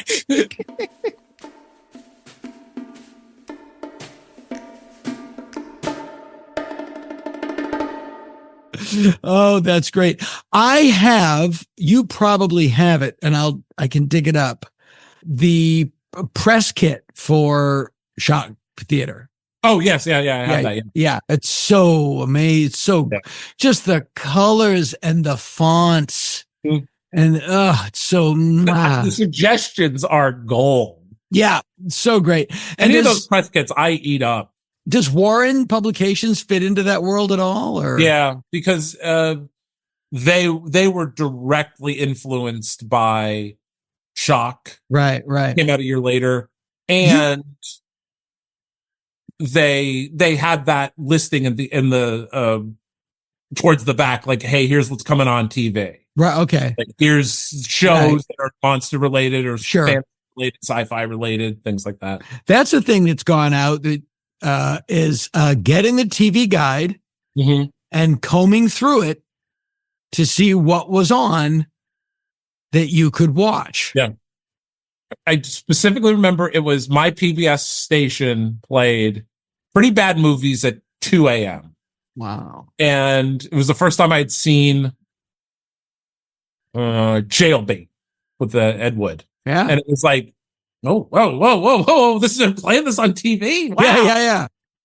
Yeah, I remember when Benny Hill came, it was like a tornado hit. You could there was just pulchritude. My father was like, "This show's amazing." My dad said it was Benny Hill was like when, so it must have started coming on when I was really little. Late it was 70s, late 70s, early 80s. Yeah, early 80s. Yeah. And like it was like he said, like it was just on and I was just laughing at it. And it was like the first like sentient, like funny that you laughed at it. Yeah. I'm laughing at it as a little little. He was like way too young for like to get stuff, but like you were like laughing at this show. Like, so it must have something in my brain ignited because of Benny Hill. That's great. I remember I got to end with this because it's one of my favorite stories about King Kong versus Godzilla. Perfect way to end. So just so I know, where can people find you online? Sure. Facebook, Instagram, Tom Shabilla. Find me there. Right. And it's available where good books are sold. Right. Or you can, and bad books too. No, it's a great book. Are you selling it through your own website as opposed to No. Okay. Yeah. Just go to, if you can find it at any bookstore, online or in life. Yes. But it's always great to not go to your first knee-jerk place. Yes. That guy's got enough money. He's good, yeah. Request it at your local independent bookstore. Yeah, well put. So I'm watching my oldest daughter when she was very young. She's about 5-6 years old. She loves Peter Jackson's King Kong. I would literally start it an hour and a half into the movie because she loved Kong and she loved the dinosaurs and she really didn't care much about the booking policies of music hall theater in New York in the 30s. I was just about to say, because that first hour is really needed. So I get her right when they get to the island and I would cut out the scene at the log with the gross spider slugs, but everything else, she loved it. And so I think, well, if you like that movie, and she has gone on to become a paleontologist based on her love of dinosaurs that was started with that movie.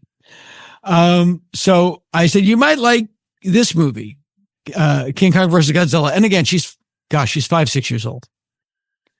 And we're watching it. And it's the scene where they're fighting on Mount Fuji and Kong hits Godzilla and Godzilla goes rolling down the mountain.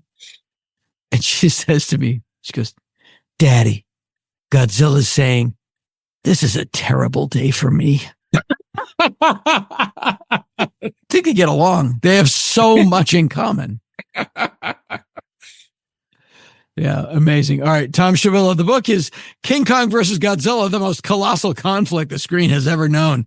It's so great. It's not just about this movie. It's about how show business works.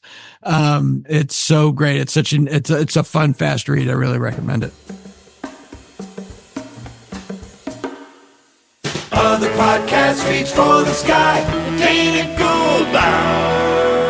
We barely try.